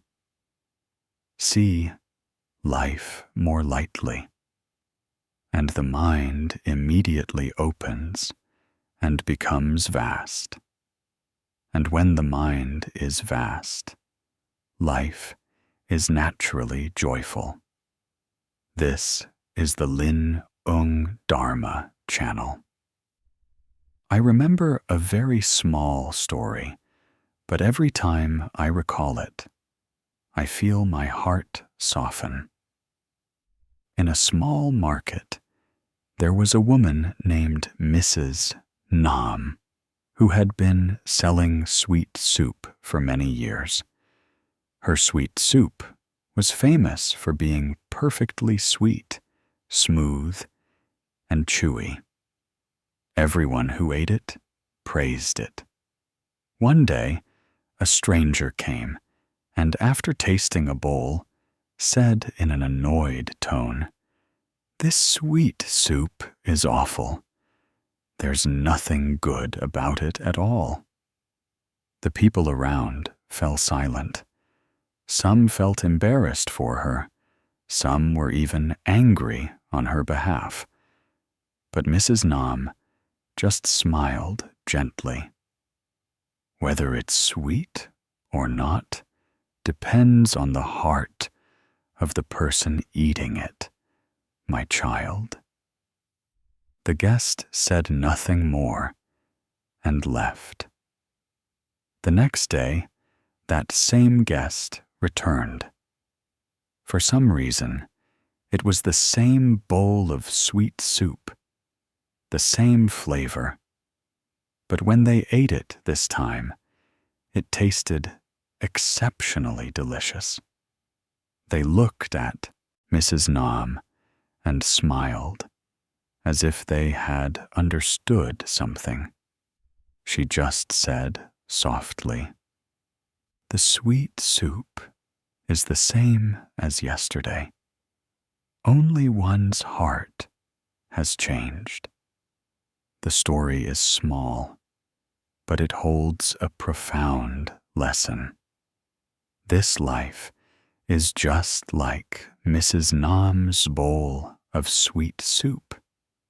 Whether we taste sweetness or bitterness each day is not because life has changed, but because our own hearts have changed. When the heart is narrow, we see everyone as hurtful and everything as unsatisfactory. When the heart is open, we see everyone as deserving of compassion and everything as something we can forbear. In the Dharma, this is called circumstances depend on the mind. This means that the external world does not in itself give rise to suffering or joy.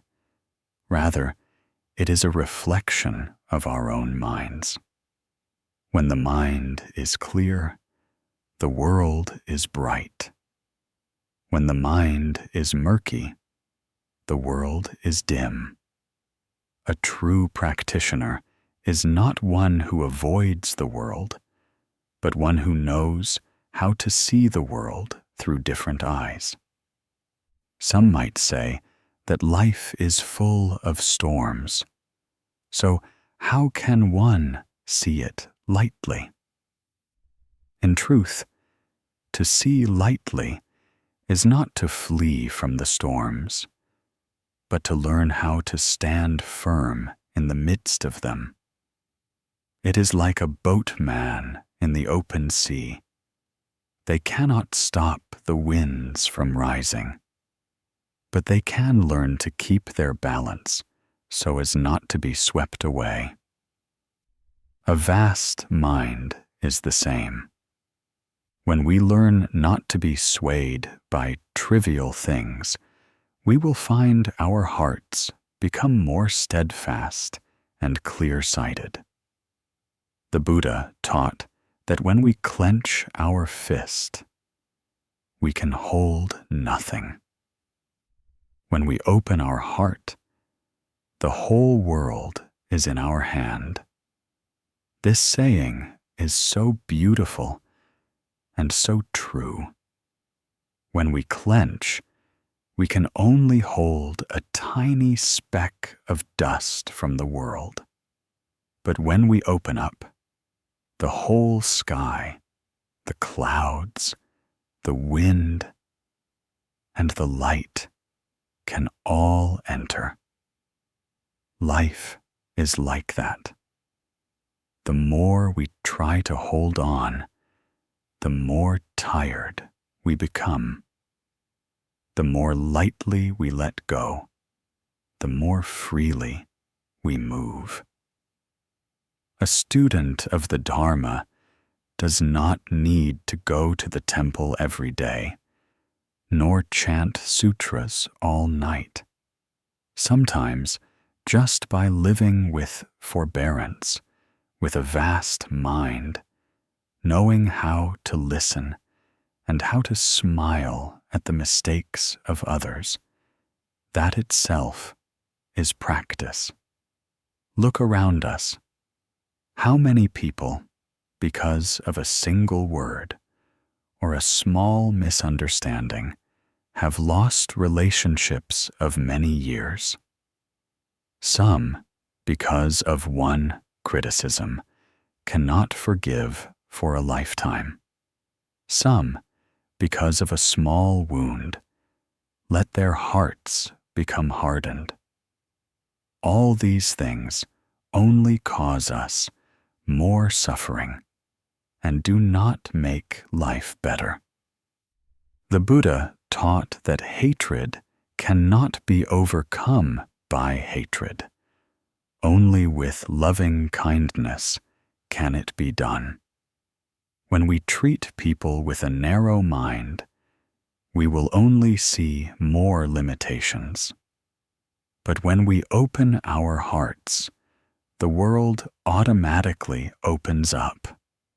Just like Mrs. Nam in the story, if she had chosen to react with anger, perhaps that guest would have left in frustration and never returned. But thanks to her forbearance, she not only maintained peace in her own mind, but also sowed a wholesome seed in another's heart. That is the power of a vast mind. The Buddha once said that a person who knows how to live with forbearance is one who knows how to nurture happiness.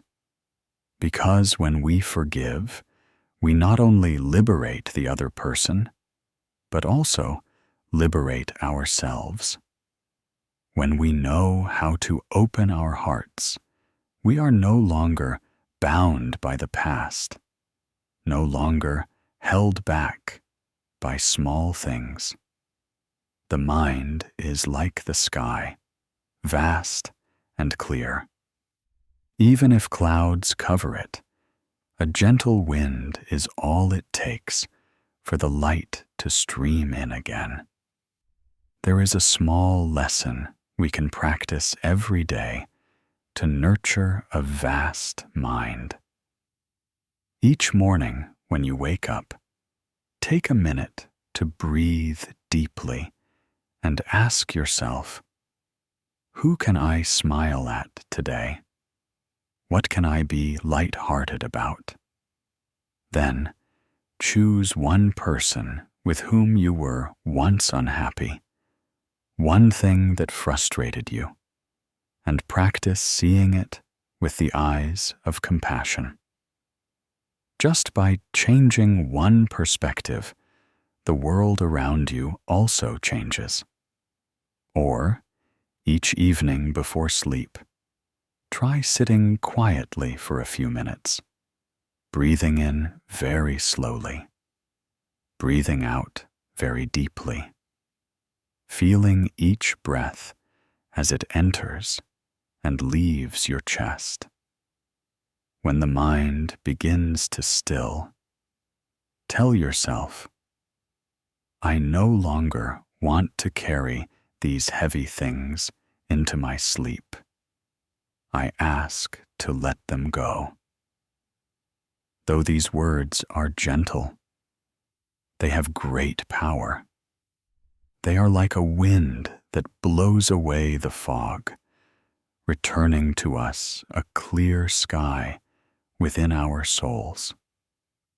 One who knows how to see life more lightly will no longer be easily hurt, because they understand that everyone is carrying their own private suffering. A difficult person may be so because their heart has never known gentleness. A hot-tempered person may be so because no one has ever truly listened to them. When we understand this, we no longer want to argue, but only to understand. And when we learn how to understand, we are walking the path of compassion. Compassion is not weakness, but the strength of a steadfast heart. When we are strong enough not to be swept away by anger, we will find our minds at ease. A vast mind does not come naturally. It is the result of cultivation, of each time we choose love instead of blame, choose understanding instead of judgment. Every day, we have the opportunity to open our hearts a little more. A gentle word, a kind glance, a warm smile, all are small steps on that path of practice.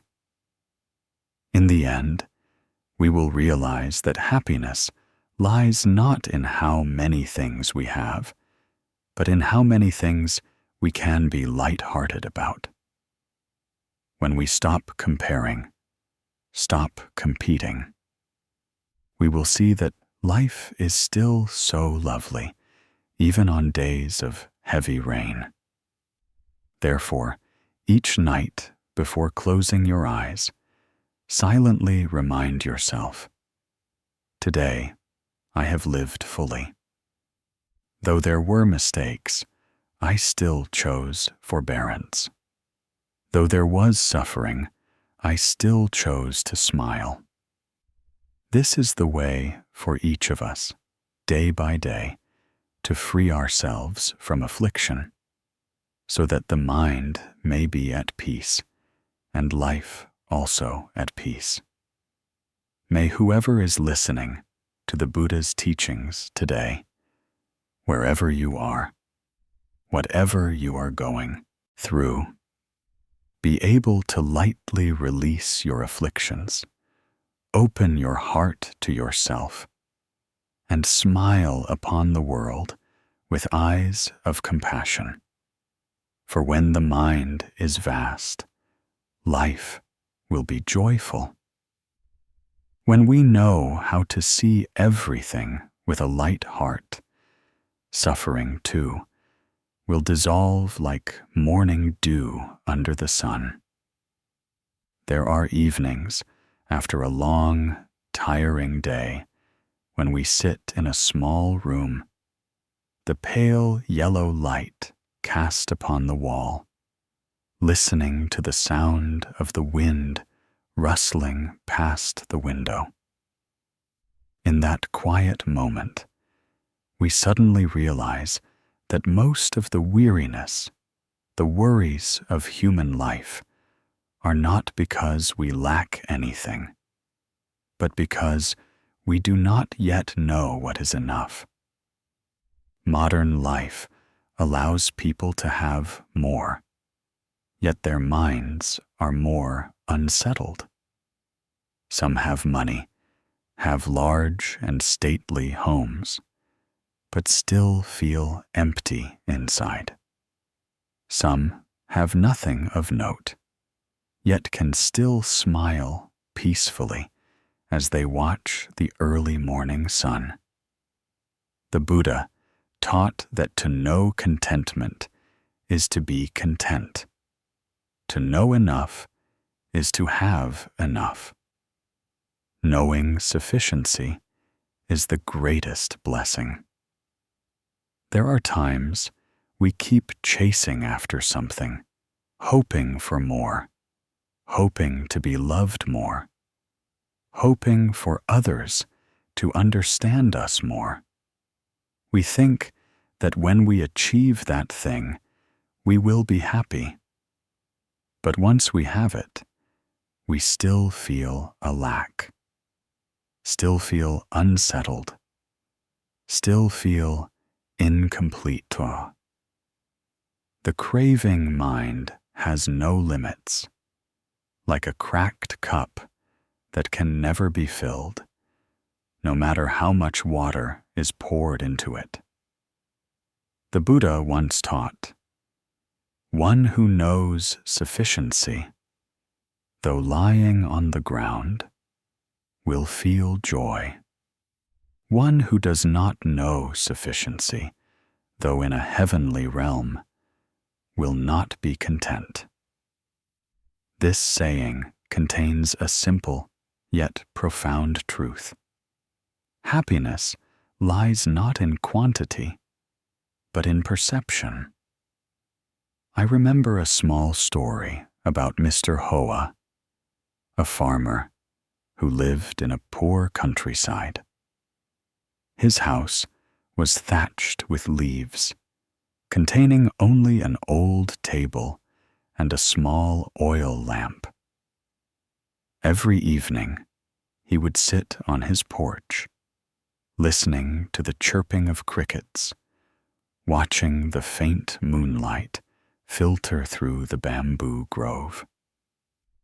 When his nephew from the city came to visit and saw this simple scene, he asked, "Aren't you suffering, Grandpa? In the city, people have bright lights, televisions, all sorts of conveniences, and you only have this little lamp." Mr. Hoa smiled gently. "A small lamp is enough to light the night. When the heart is sufficient, one does not need much." That saying seems simple, but it is a great lesson on the way of life. For in today's society, we are easily swept into the current of desire, of comparison, of competition. We forget that a person does not need much to be happy. What we need is not to possess many things, but to have a mind that knows how to cherish what we have. The Buddha taught that the one who knows contentment is the richest person. Rich not because of money, but because the mind feels no lack. When the mind knows sufficiency, we naturally feel at ease, wherever we are. But when the mind is insufficient, even in a place of wealth and luxury, we still feel unsettled, still feel that something is missing. This life is like a glass of water. Some taste it and find it bitter. Some find it sweet. But the nature of the water itself does not change. Only the minds of those who drink it are different. When our mind is angry, everything becomes unpleasant. When our mind is serene, everything is more pleasant. To live simply does not mean to live in hardship, but to know how to let go of unnecessary things. Sometimes we buy many things only to fill our rooms, but in doing so, we clutter our own hearts. Sometimes we want many relationships, but in doing so, we lose our tranquility. Simplicity is when we learn to choose what is truly important and what should be set down. The more simply we live, the more we can taste the true flavor of life, like a tea that is first astringent, but then sweet, like the sound of a temple bell resonating in the quiet evening. Some ask, how can one live simply in this complicated world? The Buddha taught, begin with the mind. When our mind is simple, everything around us also becomes light. Simplicity is not abandoning everything, but keeping what brings us peace. Simplicity is when we can be happy with a plain meal, grateful for a cool drink of water, appreciative of a kind inquiry. When we realize that happiness is not far away, but right here in these simple things, the heart immediately feels sufficient. Try to look back at your own life. Have we not lost moments of peace simply because we were endlessly pursuing fleeting things? Have we not felt envious of others, forgetting that we ourselves have many precious things? Some have grand houses, but no peaceful sleep. Some drive luxury cars, but their minds are still anxious. But that old man with his small oil lamp, though poor, his mind was brighter than the lamp, for he knew contentment. One evening, on the Lin Dharma channel, I remember hearing a master teach that knowing sufficiency is not about abandoning effort, but about knowing when to stop. People need to strive, but should not be led by ambition.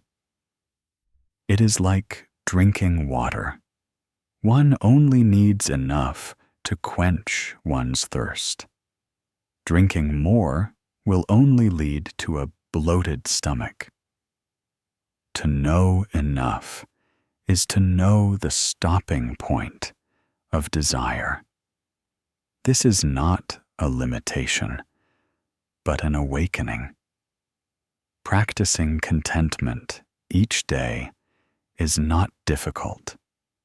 We need only to focus our minds on what we already have.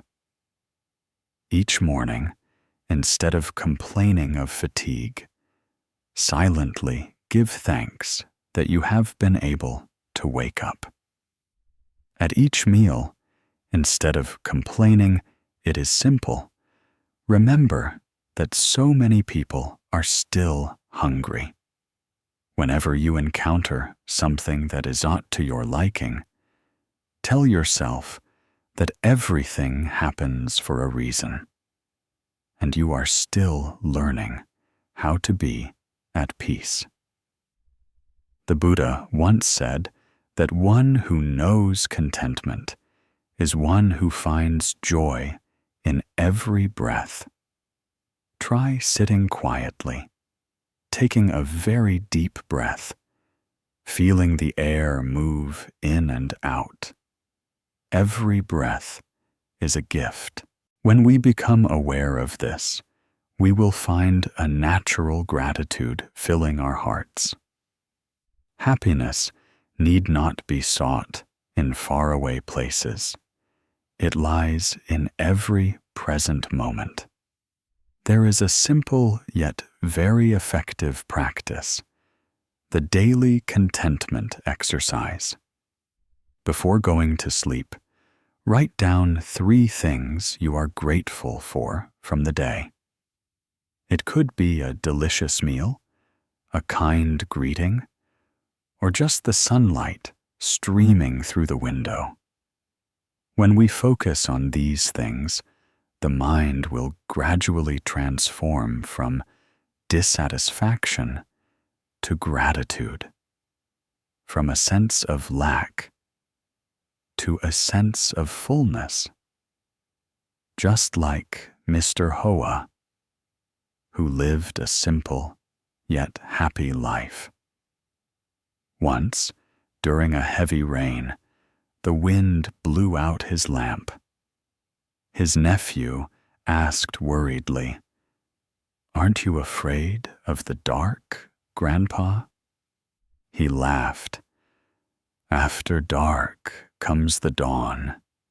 When the lamp goes out, we still have the light in our hearts." That saying is the very spirit of the Dharma. For one who knows contentment does not depend on external conditions, but lives by the light of their own mind. Simplicity is not poverty. It is freedom. When we are not dependent on material things, we live more lightly. When we are not bound by greed, we go further. Peace is the greatest blessing, for only when the mind is tranquil can we see life clearly.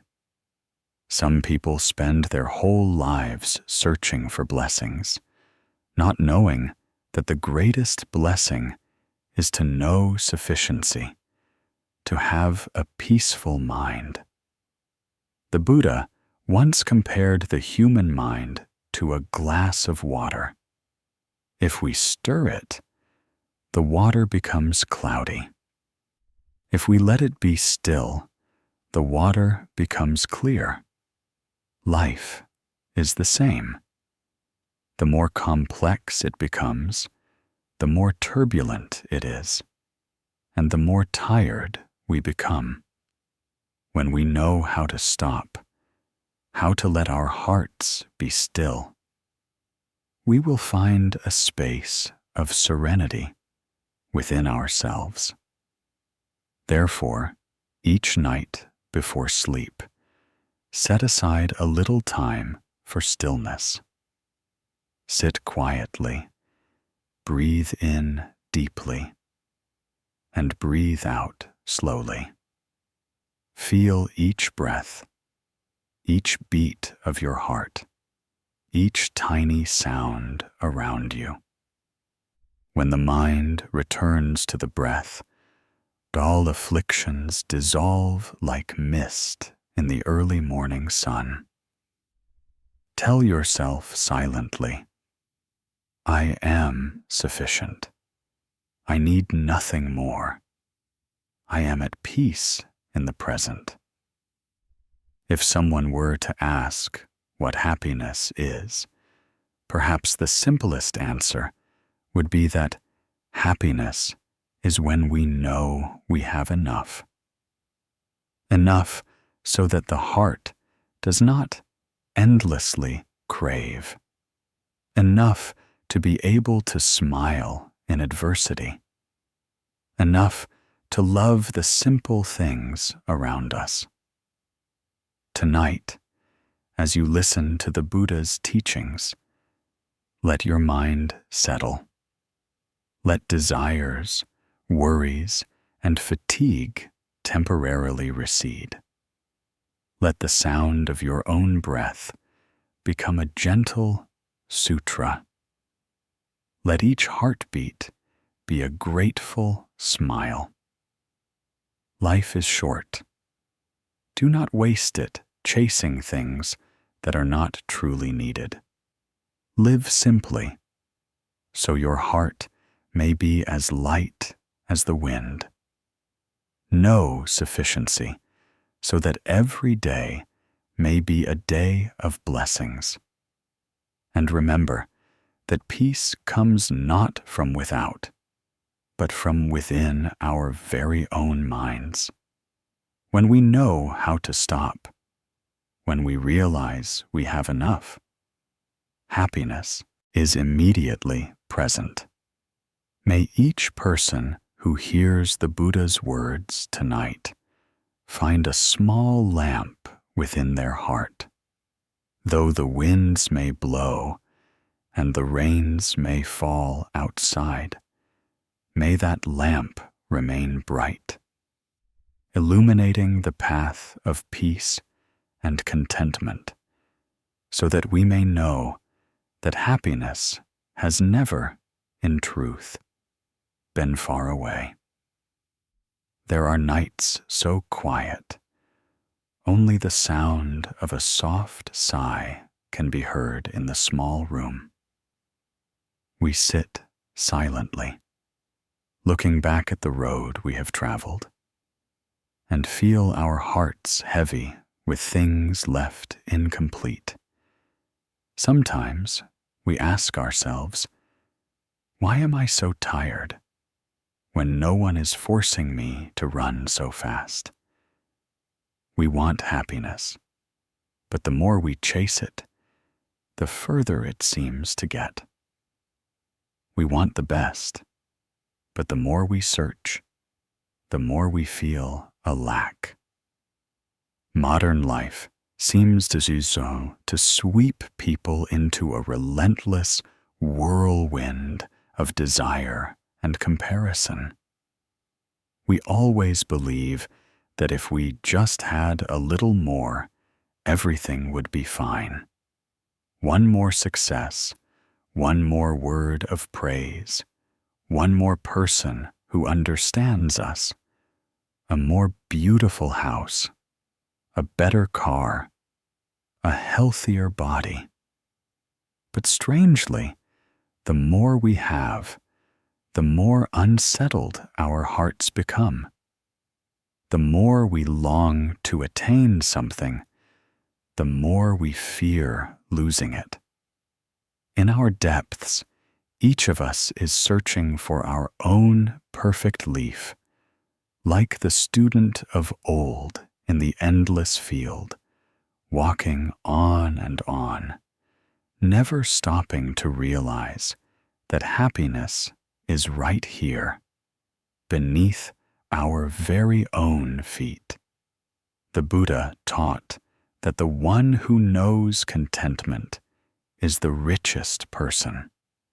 To know sufficiency is not to cease striving, but to be able to live in the midst of the world, while still maintaining a mind that is at peace in the face of gain and loss, of more and less.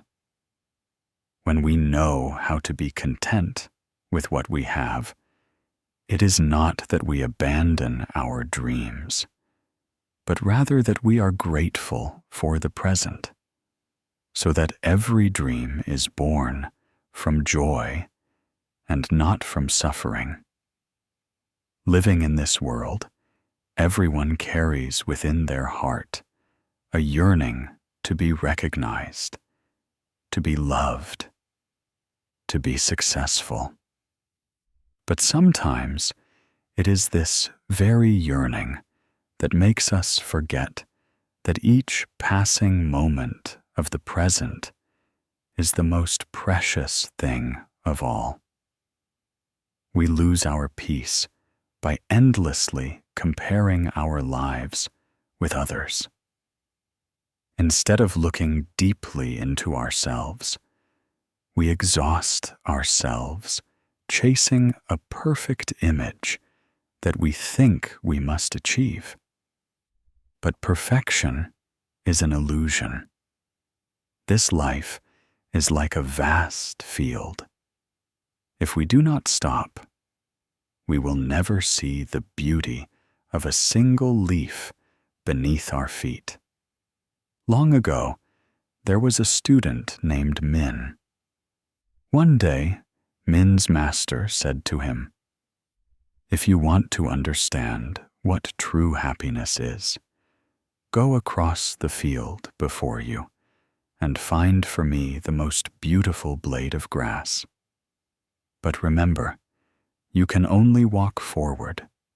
You cannot turn back." Min set off enthusiastically. The field stretched out boundlessly, bathed in the early morning sun.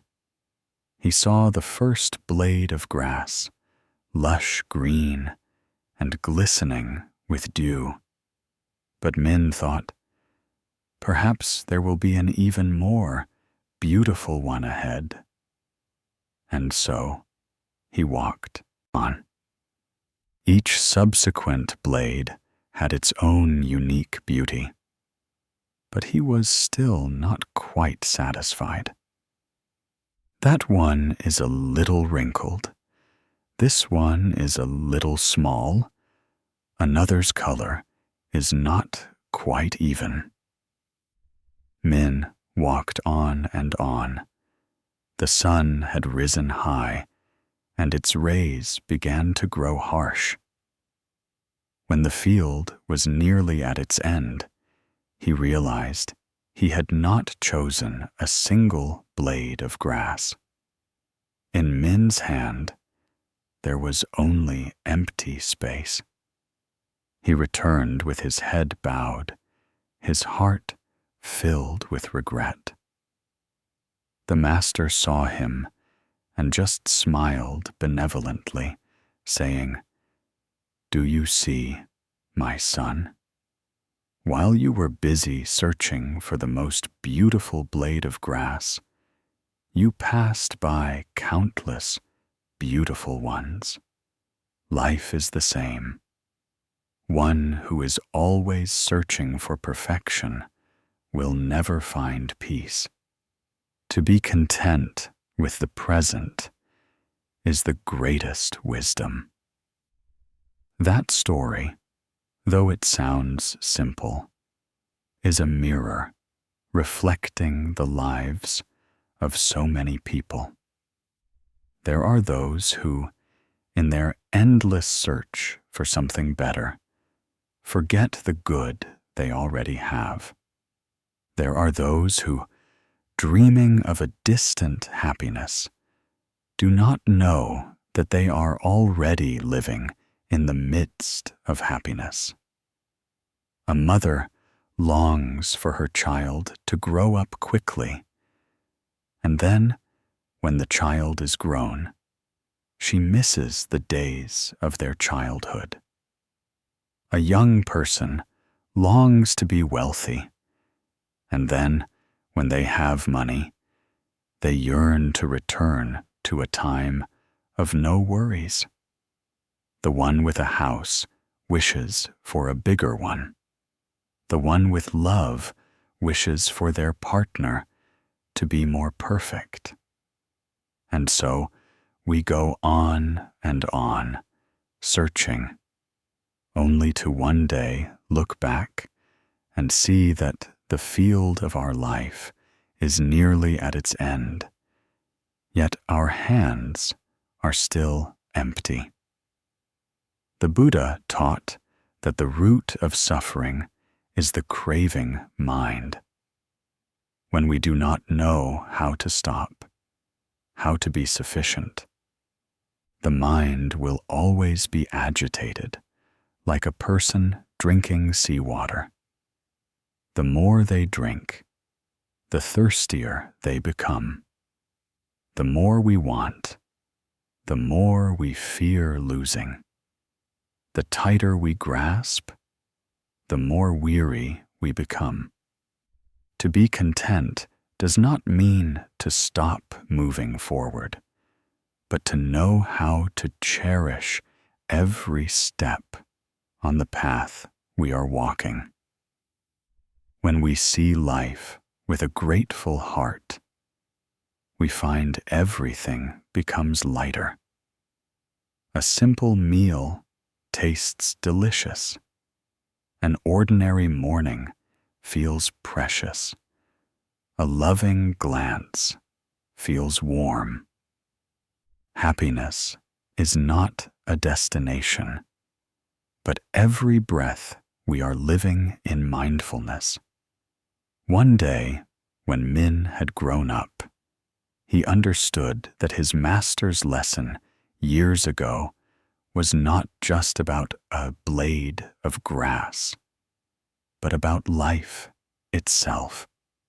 He realized that the things we do not have are sometimes not as important as cherishing the things we do.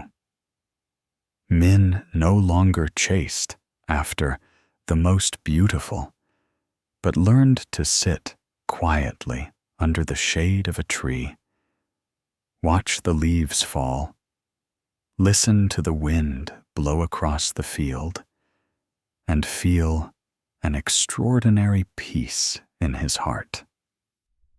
It was only then that he truly understood what happiness is.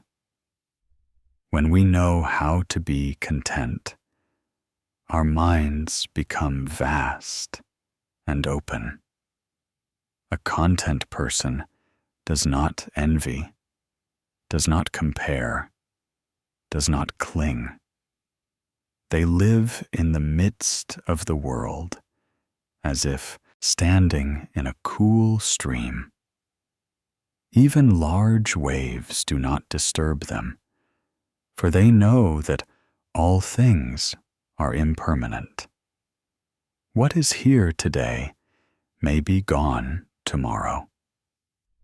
Therefore, they cherish every moment they have. The Buddha once said that contentment is the first step of wisdom. Contentment is not resignation, but a clear understanding of the nature of life, that nothing is forever perfect. Only a mind that knows sufficiency can bring peace. Life is like a cup of tea. If you keep stirring, the water will be cloudy. Only when you set the cup down and let the tea leaves settle can you taste the true flavor.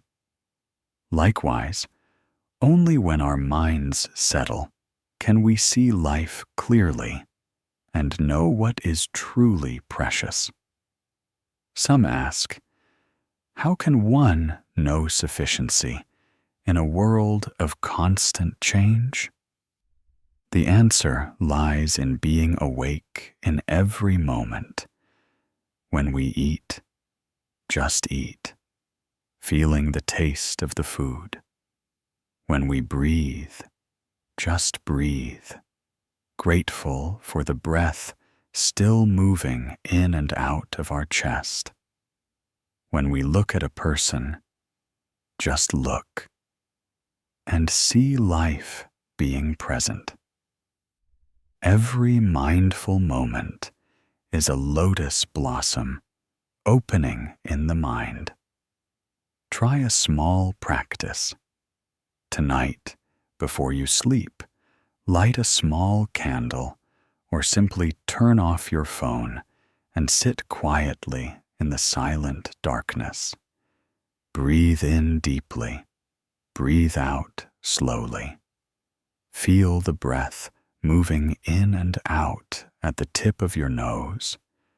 Then say gently to yourself, I am grateful that today I am still breathing, still able to see the light, still have a home to return to.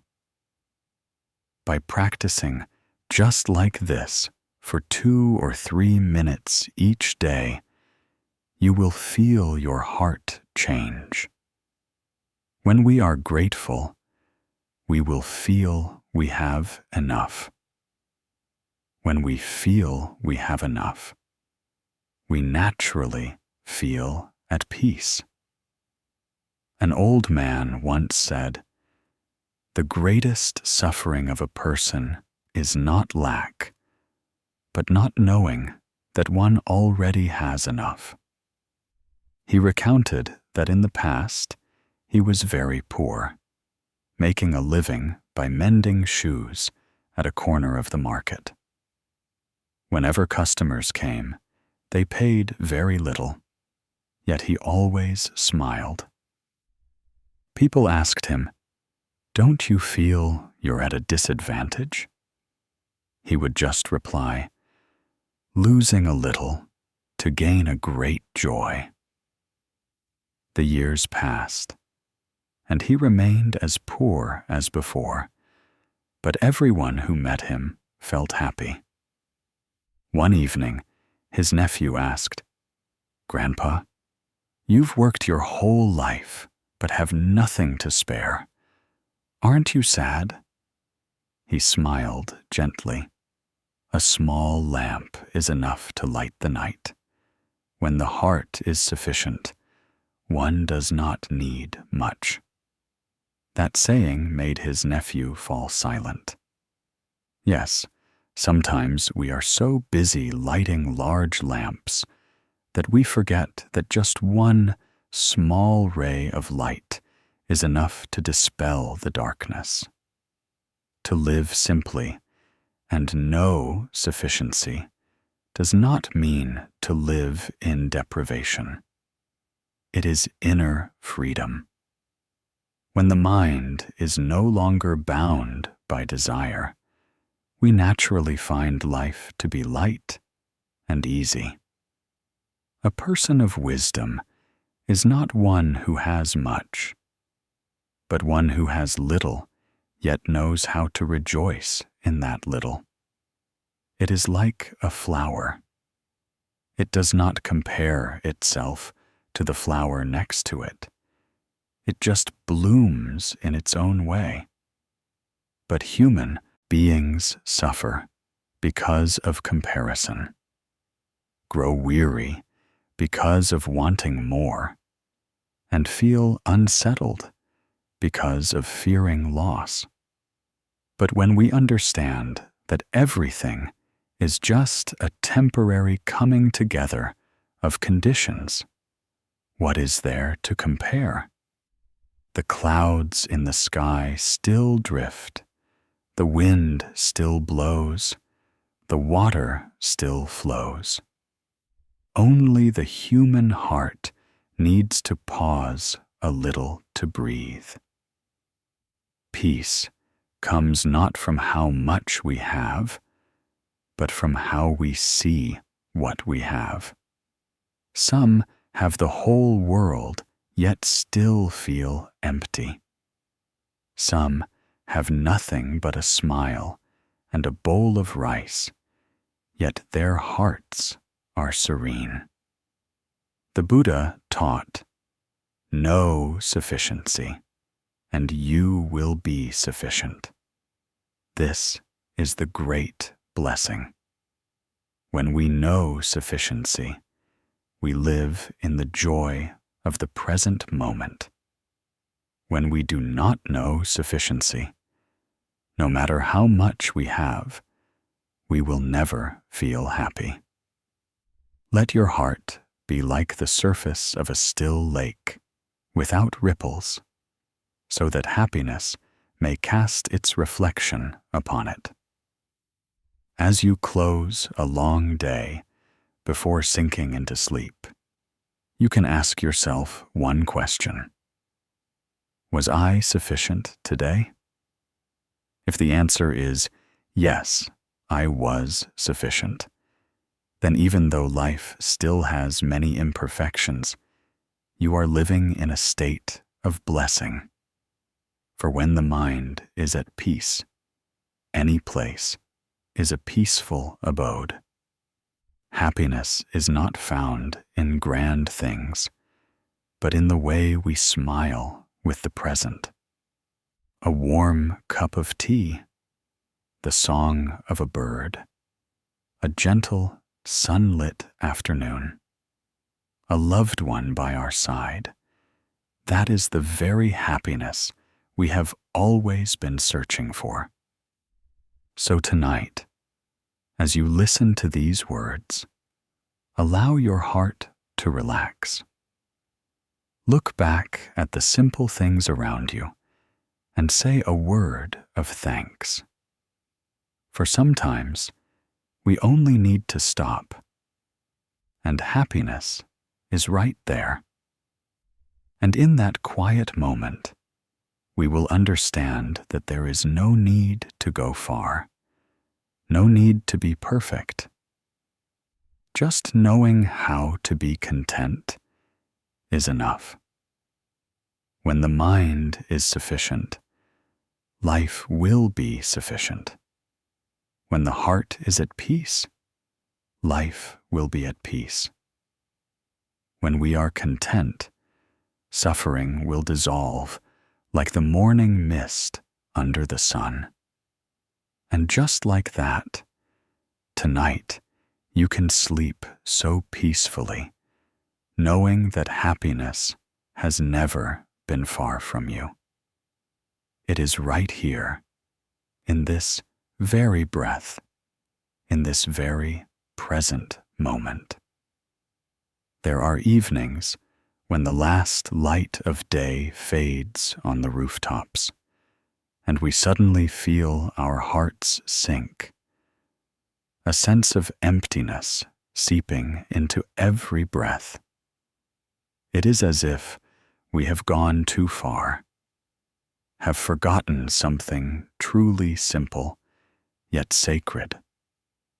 We have passed through so many years, struggling, striving, and stumbling, only to stop and realize that we no longer know how to see the world as we did in the beginning.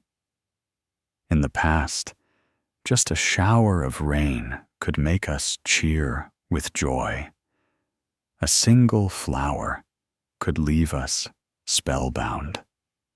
Now, rain makes us worry about slippery roads, and flowers make us fear their petals will fall and dirty the yard. As we grow older, our eyes gradually lose their clarity, and our souls are gradually covered by a layer of dust from comparison, calculation, and fear. The Buddha once taught that when our minds return to a state of non-conceptuality, without discrimination, without clinging, that is when we are living with our true mind. That mind is the mind of an innocent child, pure and clear, not obscured by the dust of greed, aversion, and delusion. A child sees rain as rain, sees sun as sun, without thinking the rain is a nuisance or fearing the heat of the sun. But an adult, upon seeing dark clouds, immediately worries. Upon seeing a ray of sunshine, fears getting burned. Our minds are no longer as pure as they once were, because we always look at the world through the lens of fear, of gain and loss, of calculation. One afternoon, in the courtyard of a small temple in a quiet village, a very simple yet profound event took place. A little girl named Anne, only 6 years old, was at the temple with her mother to offer incense. As they were walking, a sudden early-season rain began to fall. Everyone hurried to find shelter, afraid of getting their clothes wet, afraid of catching a cold. Only little Anne stopped, tilted her head up to the sky, her sparkling eyes catching the first drops of rain. She stretched out her hands to feel the cool water, and then burst into clear laughter. That laughter echoed through the space, as light as a temple bell ringing in the quiet afternoon. A nun, seeing this from a distance, smiled benevolently and said softly to those taking shelter, "Do you see? That is the mind of a child. It sees rain as rain, without discrimination, without fear. When the mind is clear, rain is also Dharma. Sun is also Dharma." Those words made everyone fall silent. Something simple yet profound spread through the space. Some people smiled, others bowed their heads in thought. The rain was still falling, but it no longer seemed cold. It became gentle, as if it were washing the souls of those who listened. Little Anne was still running playfully in the rain, her clothes soaked through, but her face was radiant. Her mother stood watching her child, and suddenly felt her own heart still. It had been a long time since she had heard such carefree laughter, and she suddenly realized that when we live in fear, we lose the pure joy of the present moment. The Dharma teaches that a practitioner does not necessarily have to go into a deep forest or up a high mountain, but only needs to learn how to return to their original mind. What is that original mind? It is when we look at life without labeling, without judging, without comparing. It is when we see a flower as just a flower, a person as just a person, sadness as just sadness. We do not call it good. We do not call it bad. We just see it as it is. When we can live like that, our hearts are naturally at peace, because there is nothing left to resist, nothing to force. The ancients had a saying, "When the mind is clear, the scenery is clear," meaning that when the mind is pure, the surrounding world also becomes beautiful. One person looks at a rainy day and feels annoyed. Another sees it as a moment that washes away the dust of the world. The only difference is in the mind. The eyes of a child look at the world with curiosity and love. The eyes of an adult often look with fear and judgment. Therefore, what a student of the way needs to practice is not to try to forget the world, but to see the world with a mind as clear as a child's. A Zen master once said, "Look at the world with dust-free eyes." When we look with such eyes, we will see the entire universe in a drop of rain, the breath of spring in a single leaf, both love and suffering in a single person, and both love and anger within ourselves. To realize that all things are in flux, that there is nothing to resist, nothing to eliminate, that is wisdom. When wisdom is present, the mind is naturally innocent.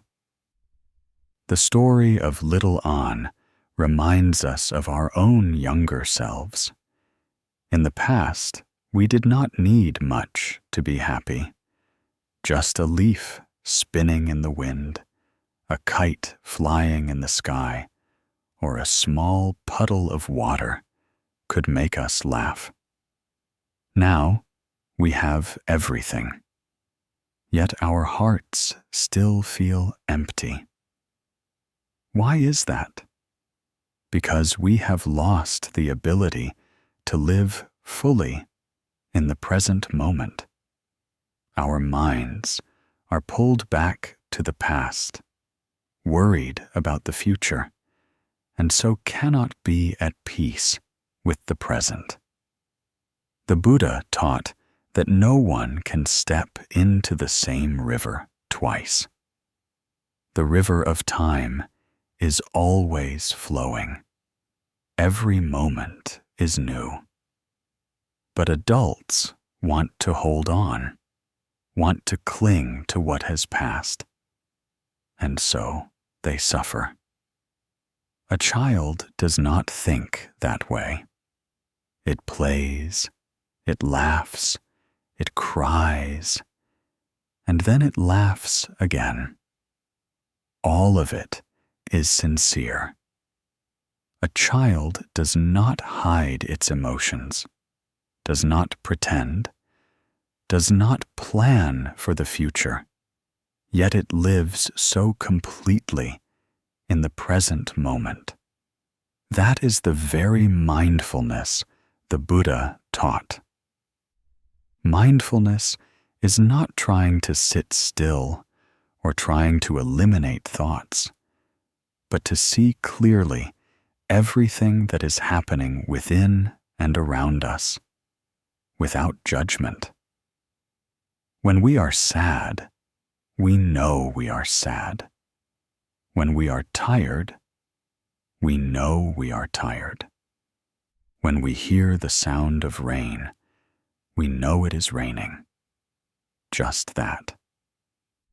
But that is the path of returning to ourselves. Many people go to the temple to find peace. But peace is not in the incense smoke or the temple bells. It is in the ability to see things as they are. When we no longer discriminate between good and bad, more and less, when we let the mind flow naturally, like a stream of water, we will find life to be much more gentle. Little An was not afraid of the rain because she did not think of rain as a bad thing. Adults are afraid of the rain because their minds are filled with concepts. That difference is the boundary between an ordinary mind and a pure mind. The Buddha taught that within every person is the Buddha nature, meaning that within each of us already exists the seed of wisdom and compassion. But that seed is covered by layers of soil, of worry, fear, and clinging. If we want that seed to sprout, we need to water it with mindfulness and love. Every time we know to stop, to breathe, to smile, to listen to the sound of the rain, we are helping that seed to grow.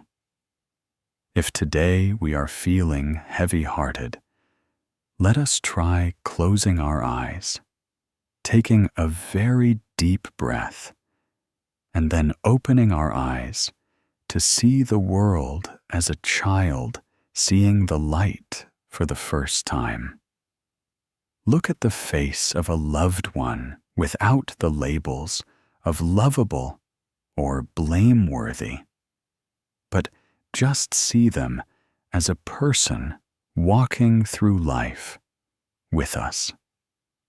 Look at the rain without thinking of it as an inconvenience or a mess, but just see it as water returning to the earth.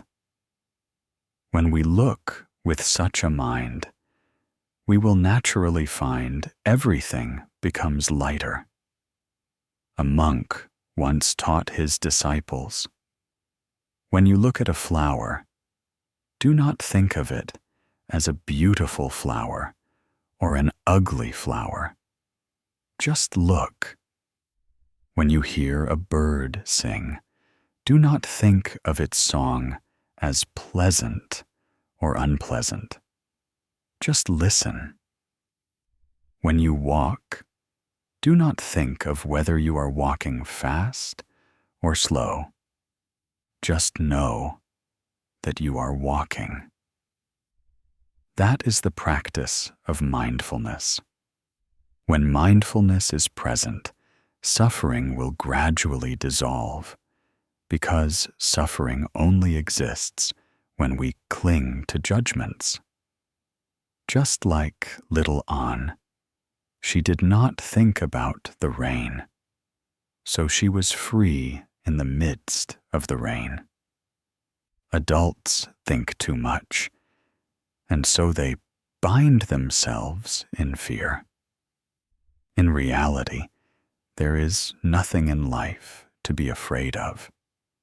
It is only the thoughts in our heads that make us afraid. When we let go of those labels, the world becomes new and incredibly lovely. So let us learn again from children. Learn to laugh without reason, to cry sincerely, to love without calculation, and to live fully in every moment. When we eat, we just know eating. When we listen, we just know listening. When we breathe, we just know we are breathing. Each of these simple actions is meditation, is living mindfulness. Tonight, before you go to sleep, try a small exercise. Sit quietly, close your eyes, and relax your entire body. Breathe in gently, feeling the breath enter. Breathe out slowly, feeling the breath leave. As you breathe in, think, I am living. As you breathe out, think, I am letting go. Do this for a few minutes, and you will feel a lightness gradually spreading.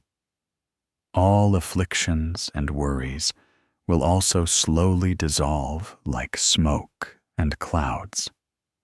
Then smile and think of the image of little An under the first rain of the season. That rain, in the eyes of an adult, was a nuisance, but in the eyes of a child, it was a miracle. This life, in truth, is always full of miracles. It is just a matter of whether we can still see them. When we practice seeing life through the eyes of a child, we will see the wondrous in the ordinary. A dewdrop on a leaf, the sound of the wind through the porch, the smile of a loved one, all become precious. And when our hearts know gratitude, the world around us naturally changes as well. Tonight, if your heart is heavy, remember that you do not need to become someone else. You only need to return to your true self, with the clear eyes of the beginning. At that time, all suffering will spontaneously dissolve because your mind no longer clings to it. This life is like the first rain of the season, at times cold, at times warm. But if we know how to see with a pure soul, we will see that every drop of rain carries the love of heaven and earth. May you have a peaceful night.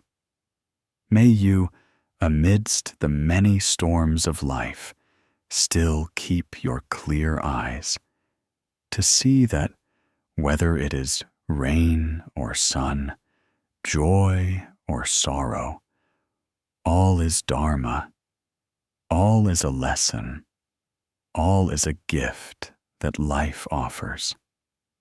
There are days we walk through life and feel that the world around us is colder than before.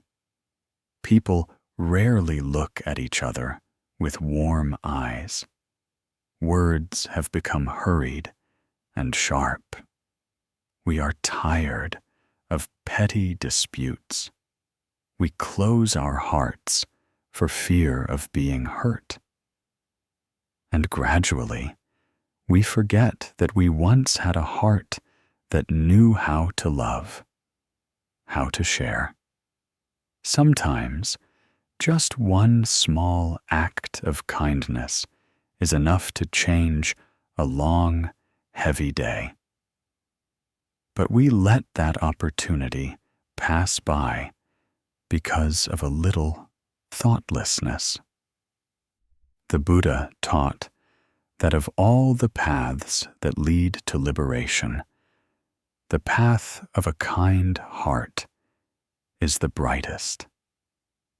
A person with a wholesome mind, even in the midst of the marketplace of life, will find peace, because in their heart there is no shadow of hatred.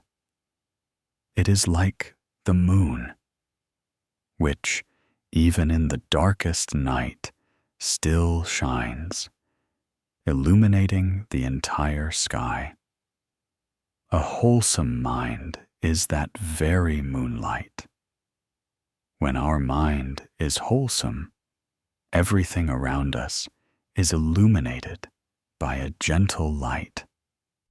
When our mind is unwholesome, the whole world seems to be dyed in a gloomy color. All suffering or happiness, in the end, arises from this very mind. There is a small but poignant story about a man named Tuan, a long-haul truck driver who always lived in the rush of life.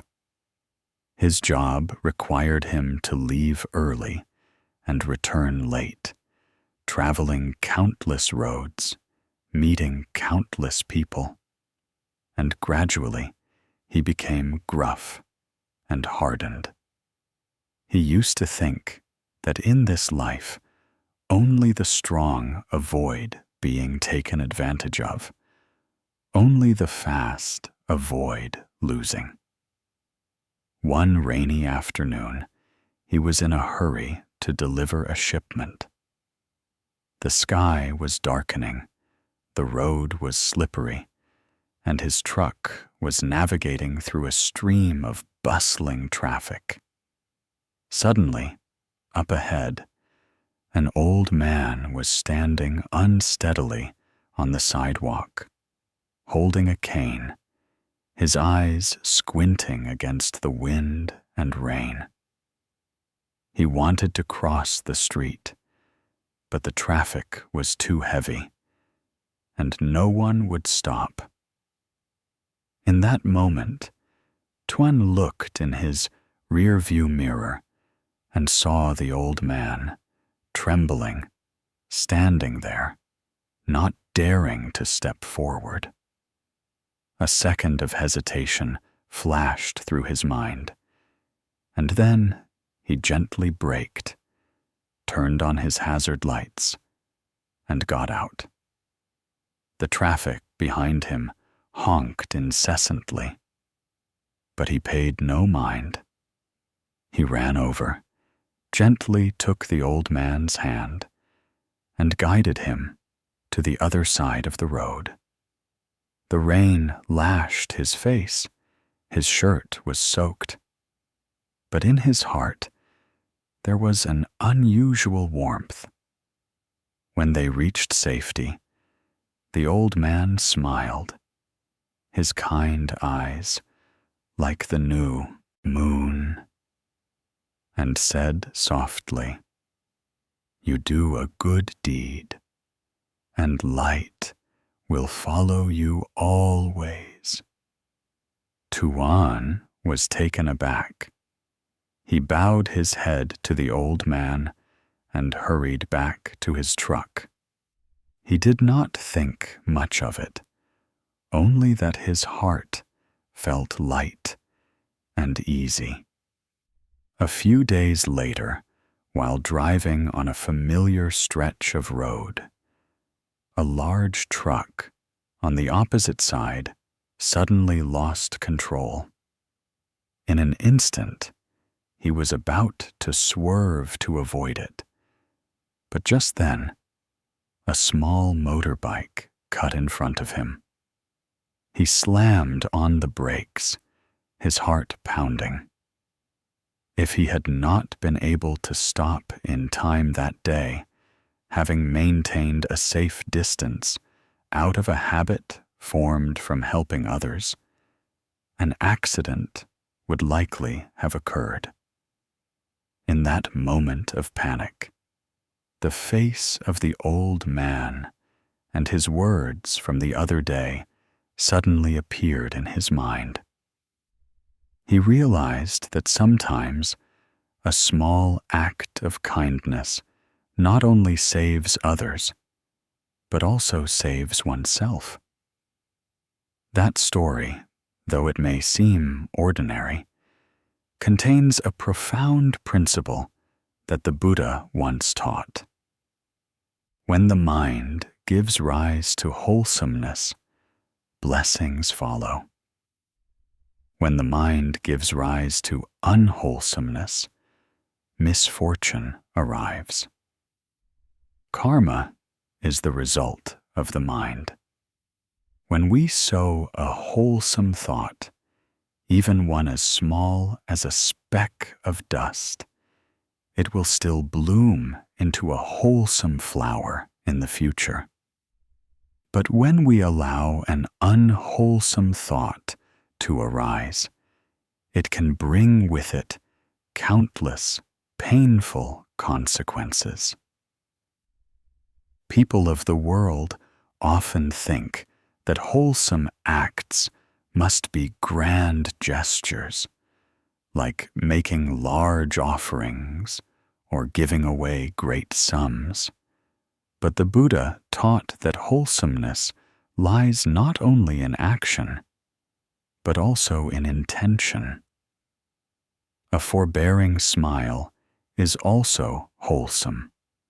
A gentle word is also wholesome.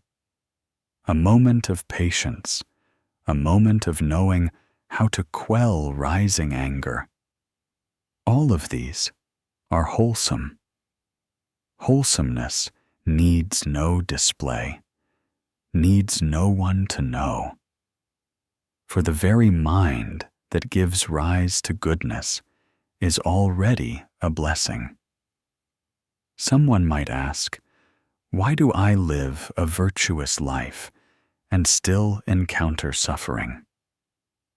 The Buddha replied, causes are sown across many lifetimes, and their fruits also ripen across many lifetimes. The wholesomeness sown today will blossom tomorrow, not instantly. That is the law of cause and effect. Impartial, neither slow nor fast, waiting only for the right conditions. Just like the moon, it is not full every night, but it will surely become full when its time comes. Wholesome deeds are the same. At times, the results may not yet be seen, but their light is still growing within the realm of the mind, waiting for the day it can shine everywhere. A person with a wholesome mind is rarely lonely, for they radiate an energy that makes others feel at ease. In their presence, we feel our own hearts settle. One who speaks wholesome words, acts in wholesome ways, and thinks wholesome thoughts will naturally be followed by merit, as a shadow follows a form. As for one who sows unwholesome thoughts, no matter how skillfully they conceal them, their face will gradually darken. Their eyes will lose their clarity. True beauty lies not in outward appearance, but in the light that shines from within. The Buddha once taught about the 3 wholesome actions: wholesome bodily action, wholesome speech, and wholesome thought. Wholesome bodily action is to cause no harm to anyone. Wholesome speech is to speak loving words. Wholesome thought is to keep the mind from giving rise to unwholesome intentions. If one can uphold these 3, the merit is immeasurable, because when body, speech, and mind are all wholesome, wholesome karma is created, while unwholesome karma naturally dissolves. At that point, life will naturally change, becoming lighter and more stable, like the still surface of water reflecting the moon at night. Once, a person came to ask a Zen master, "Venerable Sir, I wish to know what a truly wholesome person is." The master smiled, pointed to the oil lamp before them, and said, "A wholesome person is like this lamp. It does not need to declare that it is bright. It only needs to quietly radiate its light, and darkness will naturally retreat." The listener fell silent. Indeed, a wholesome person needs no display, no proof. They need only to live with a sincere heart, and that light will radiate on its own. In daily life, we can encounter small acts that contain profound kindness. A person picking up trash on the street when no one is watching. A person giving up their seat for an elder without needing any praise. A person keeping silent instead of arguing. All of these are seeds of wholesomeness. When these seeds are numerous enough, they will create a field of merit that helps us pass through storms without being swept away. The Dharma says that a wholesome thought is like a precious gem. The more it is polished, the brighter it shines. Each time we do a good deed, no matter how small, we are polishing the gem in our own minds. Gradually, that light shines outward, illuminating others as well. A compassionate heart not only saves others, but also saves ourselves from suffering. If today we feel our hearts are heavy, perhaps it is because we have forgotten to do a wholesome deed for ourselves. We have been too strict with ourselves, too harsh, too self-blaming. Compassion is not only for others, it is also knowing how to love oneself. Speak to yourself with gentle words. Forgive old mistakes. Give yourself the chance to begin again. Only when we have a kind heart toward ourselves can we truly radiate wholesomeness to others. In your daily practice, you can try a small exercise to nurture a wholesome mind. Each morning when you open your eyes, silently give rise to a wholesome intention. Today, I will do at least one good deed, no matter how small. Perhaps it is helping someone smile, listening to a loved one speak, or simply not getting angry. Just by doing that, you have changed the energy of your entire day. Each night before sleep, recall what you did today that brought peace to your mind. Smile and be grateful for it. When we live with mindfulness of wholesomeness, we are creating merit for ourselves day by day. Someone once asked, "This world has so many bad things. What use is a small, kind heart?" But my friend, in the dark of night, just one lamp is enough to light the way. One kind word can save a person from despair.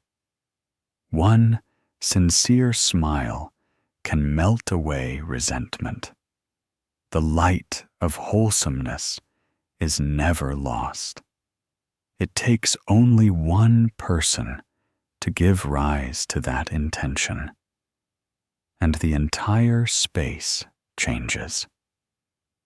Like the moon, though hidden by clouds, it is still shining behind them. A wholesome mind is the same.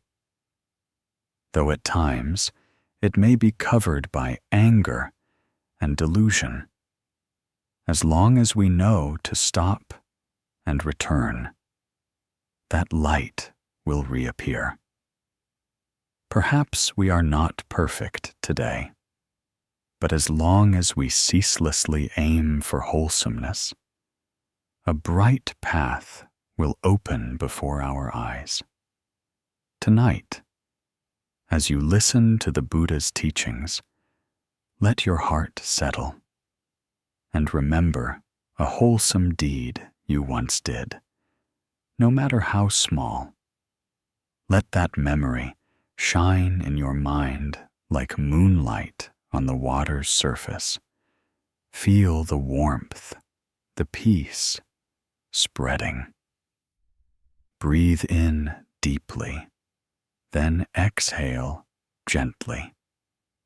As you breathe in, think that you are receiving wholesome energy.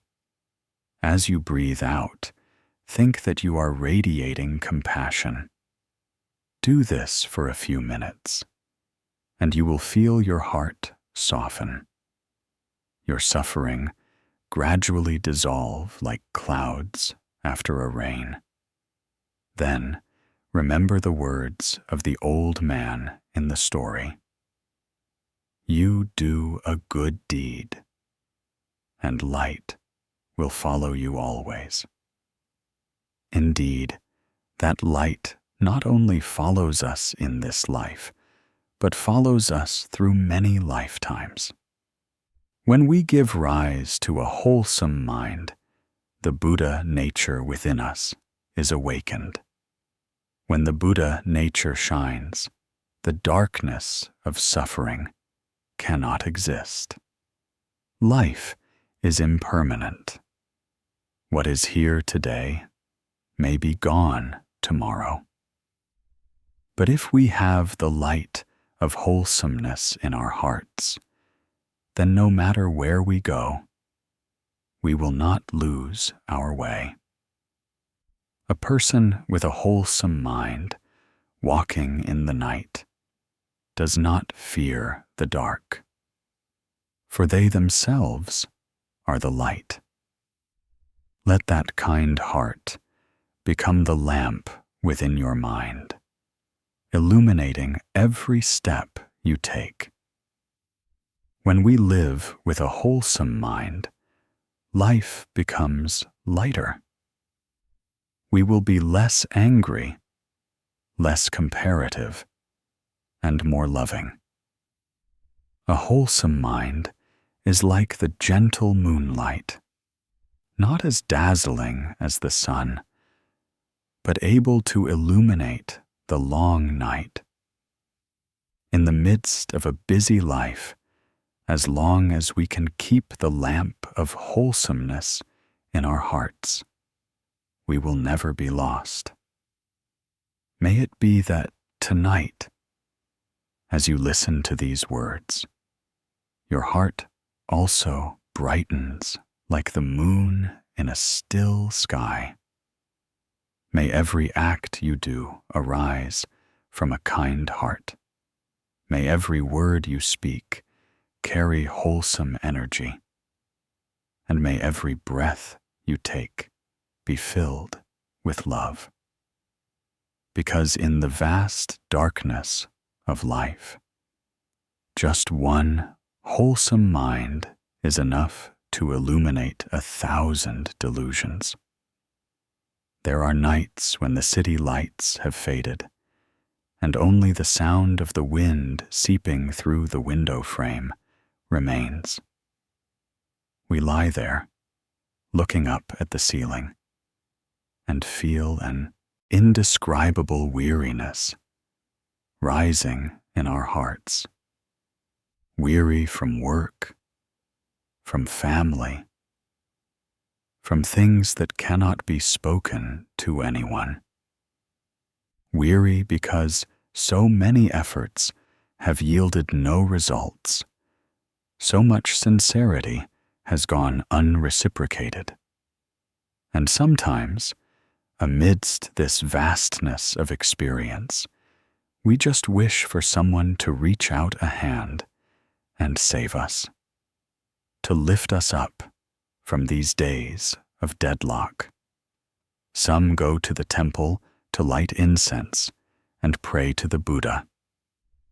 Some look to the heavens, hoping for a miracle. Others sigh and ask themselves why all their prayers go unanswered. The Buddha taught that every human being carries within them the seed of enlightenment. This means that within each of us already exists the light of salvation.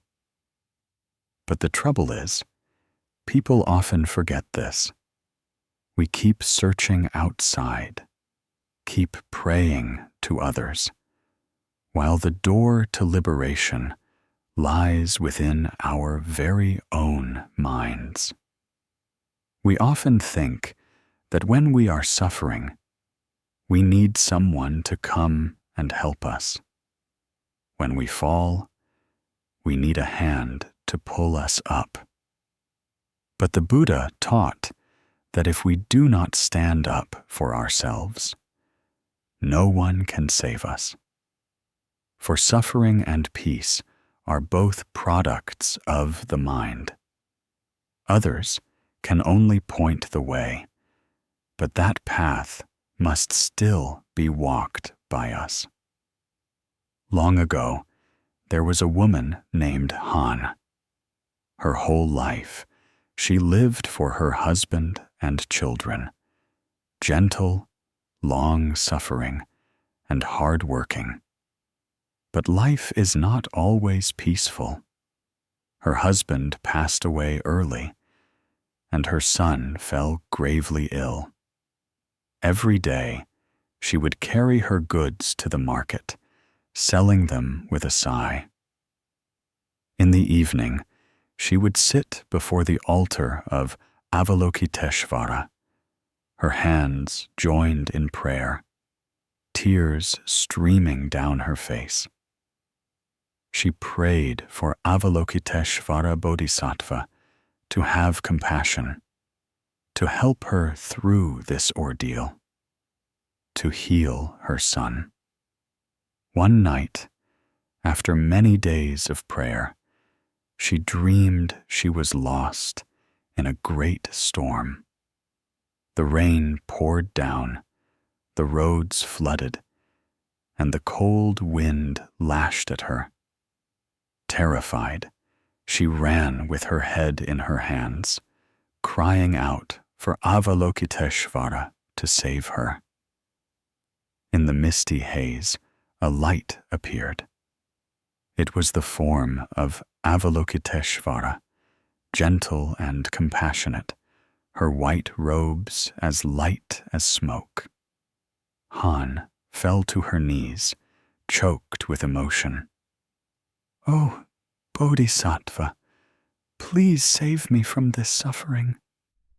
Avalokiteshvara smiled, said nothing, but simply handed her an umbrella.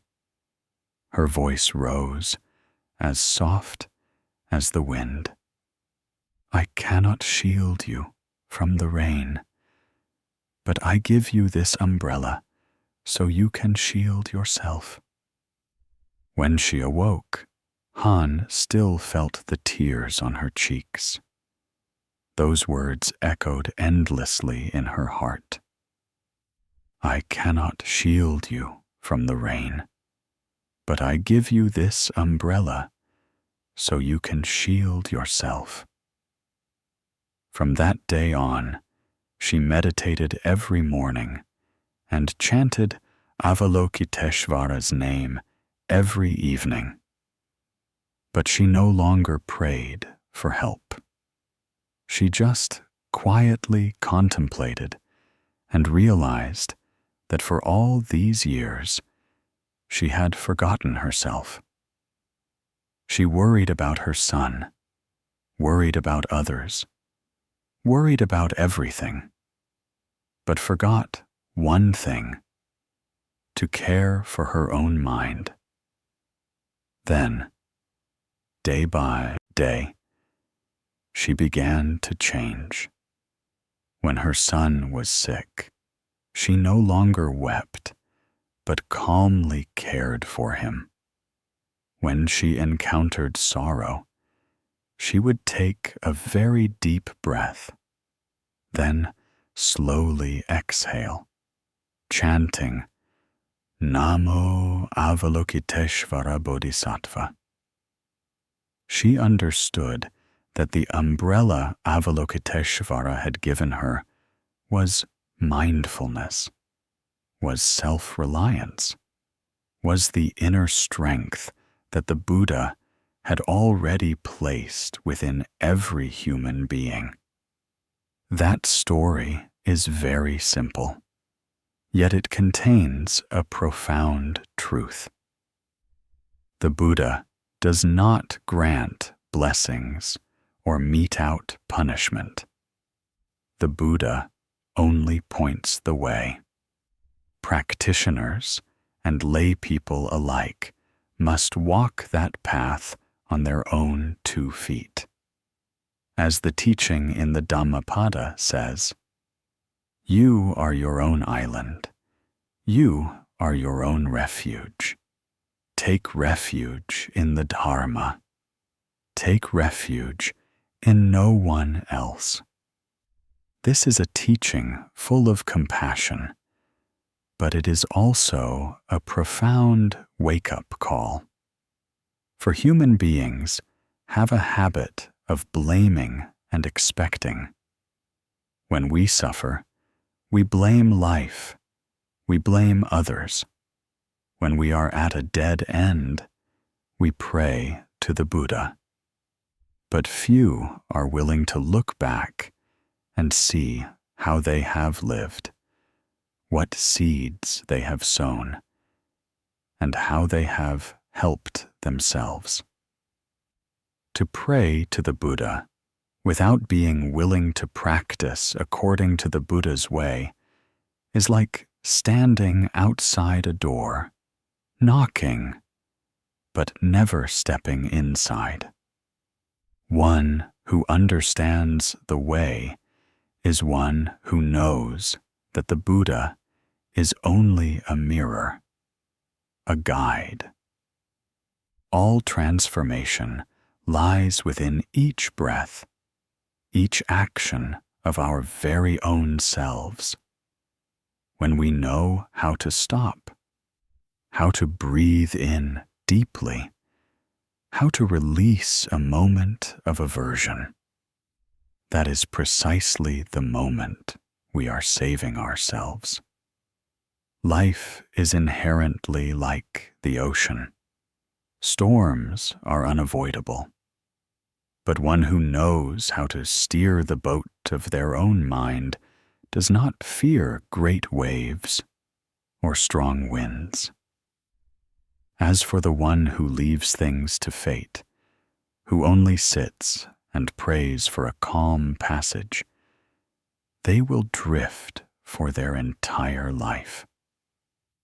The umbrella that Avalokiteshvara gave to Han is a symbol of wisdom and mindfulness. When the mind is bright, we know where we are. We know what we should do. And then, no matter the storm, we will not be swept away. There is a wonderful saying, "No one can hurt you without your permission." Likewise, no one can save you if you do not open your heart to save yourself. The Buddha taught that the mind is the master. The mind creates all things. This means that all suffering and happiness arise from the mind. Others can help you understand the way, but only you can live the way. Others can give you the teachings, but only you can practice them. If ever you find yourself falling, remember Han and Avalokiteshvara's umbrella. Remember that the Buddha did not come to carry our suffering for us, but to teach us how to look at suffering without fear. When we understand the nature of suffering, suffering immediately vanishes.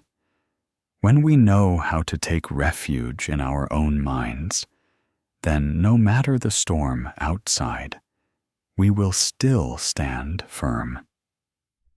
In Zen, there is a saying, "When the mind is at peace, all things are at peace." That is the very umbrella each person must build for themselves. If our mind is not at peace, then even with 1,000 Buddhas by our side, we will still suffer. But when our mind is at peace, then even sitting all alone, we will still see the Buddha in our own hearts. One morning, Han went to the market. It was raining again, but she no longer ran from it. She opened her umbrella and walked on with a smile. The rain was still falling, but she was not getting wet. Amidst the hurried crowd, she felt her heart as light as a lotus petal. When she returned home, her son was also gradually recovering. Some called it a miracle, but she just shook her head and smiled gently. The miracle is a peaceful mind. The Dharma does not speak of distant things. The Dharma teaches us to look at the present, to look at ourselves. When we know how to be master of our own minds, we will no longer be swept away by external conditions. When we know how to illuminate ourselves, we will no longer be lost in the darkness. It is like a small lamp in the dark night. Though faint, it is still enough to light up a portion of the sky. So if today you are suffering, are lonely, are lost, do not rush to pray for someone to save you. Sit down, breathe, and look deeply into your own heart. Ask yourself, what am I afraid of? What am I running from? When you dare to face it, dare to recognize the suffering, you have already begun to walk the path of liberation. The Buddha is not far away. The Buddha is in every one of your breaths, in every compassionate thought you sow, in every time you are able to let go of a resentment. In every second, you know how to return to yourself. Each time you choose calm instead of anger, choose forbearance instead of blame. That is the moment you are saving yourself. Try this small exercise. Each night before sleep, sit quietly for 5 minutes. Place your hand on your chest, feel your breath, and then chant silently, I am at peace. I am complete. Though the chant is small, if practiced regularly, it will gradually become your umbrella. When the storm comes, your mind will remain firm. When others hurt you, you will still maintain your gentleness. When difficulties strike, you will still find the light to walk on. To save oneself is not loneliness. It is the path of wisdom and freedom. For when we know how to stand firm with our own inner strength, we are no longer dependent on anyone, no longer afraid of loss, no longer swept away by praise or blame. We know that no matter how life changes, as long as our own mind is steady, everything transforms into peace. The Buddha taught that one who conquers 1,000 armies on the battlefield is not as great as one who conquers themselves. All suffering in life begins from the mind. So only by conquering one's own mind can one achieve the greatest victory. When you know how to take refuge in the Dharma, how to trust in the light within you, you will no longer be afraid. From this, we can understand that the umbrella Avalokiteshvara gave was not to shield from real rain, but to remind us that the Buddha is in our own minds. Whenever you feel weak, open that umbrella. That is, open the mind of mindfulness. Open the heart of compassion. Tell yourself, I am capable enough to walk through this storm. At that moment, you will find the rain is no longer cold. The wind is no longer strong. For within you is the light of self-confidence and faith in yourself. No one in life can avoid storms, but as long as you keep an umbrella in your heart, you will not be afraid. Do not wait for others to shield you. Learn to shield yourself. For only when we know how to love ourselves, how to protect our own minds, can we truly love and help others. If today you find yourself lost in the rain, remember that Avalokiteshvara is still by your side, smiling and offering you an umbrella. She does not save you from the rain, but she teaches you how to walk through the rain without fear of getting wet. And when you can do that, you have taken a great step on the path of enlightenment. I hope that as you listen to these words, you will close your eyes, take a very deep breath, and then exhale gently. Feel the presence of your own self in this very moment. Trust that you are strong enough, clear-sighted enough, peaceful enough to save yourself. The rain may still be falling, but your mind will no longer be cold. May you, amidst the ever-changing stream of life, always hold on to the umbrella of mindfulness. Always know how to return to the tranquil mind within yourself, for only then will you truly find the light of Avalokiteshvara, a light that is not far away, but resides right within your heart. There are nights when all the sounds of life gradually sink into stillness. We sit with ourselves and realize a very real truth. Throughout a long day, we have passed through so much sorrow, so much pressure, so many things that have unsettled our minds. We are weary from work, from worries, from our children, from words that were never explained, from misunderstandings that were never resolved.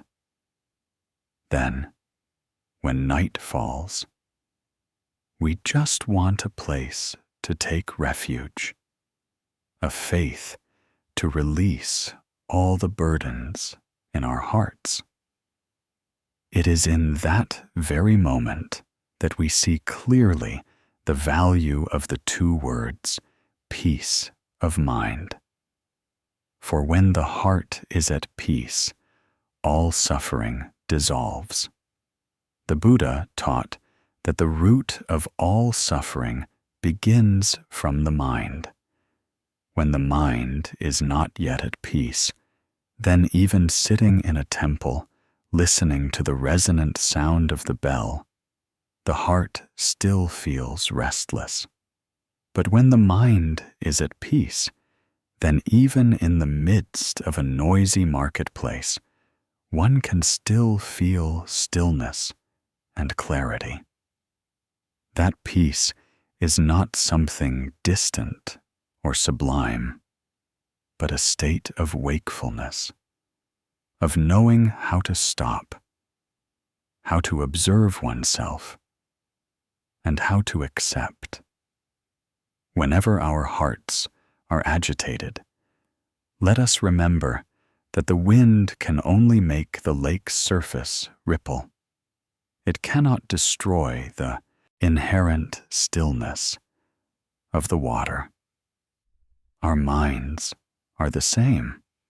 No matter how life may surge, as long as we know how to return and dwell in mindfulness, we will find peace again. Someone once asked, "How can one be at peace amidst a life of many changes?" The Buddha taught, "To have peace, one must first learn to let go. To let go is not to lose, but to return all things to their proper place. Let go of resentment so the heart may be lighter. Let go of the past so the present may be lived fully. Let go of craving to realize that happiness is, in truth, right within our grasp. When we can let go, we are no longer controlled by fear, by anger, or by suffering. It is like holding a hot coal. Only when we drop it do we stop being burned." The story of Han, the woman who passed through so many storms in her life, is a reminder for all of us. Many years ago, she went to the temple, stood before the statue of Avalokiteshvara, and shed tears. She prayed to be free from suffering, for the storms of life to cease. That night, in a dream, Avalokiteshvara appeared, gently handed her an umbrella, and said, "I cannot shield you from the rain, but I give you this umbrella so you can shield yourself." When she awoke, she suddenly understood that the Buddha does not come to carry anyone's karma, but to show us the path to save ourselves. From then on, she began to practice understanding herself, practice wholesome deeds, practice patience, practice letting go of what could not be changed. Gradually, the suffering within her also dissolved, like morning dew in the sun. The Buddha taught, "Be a lamp unto yourselves." This is not only a teaching about wisdom, but also a reminder of self-mastery. Every person has the ability to illuminate themselves, as long as we are willing to stop and look within. To pray for others to help us suffer less is no different from wishing for someone else to eat for us so that we may be full.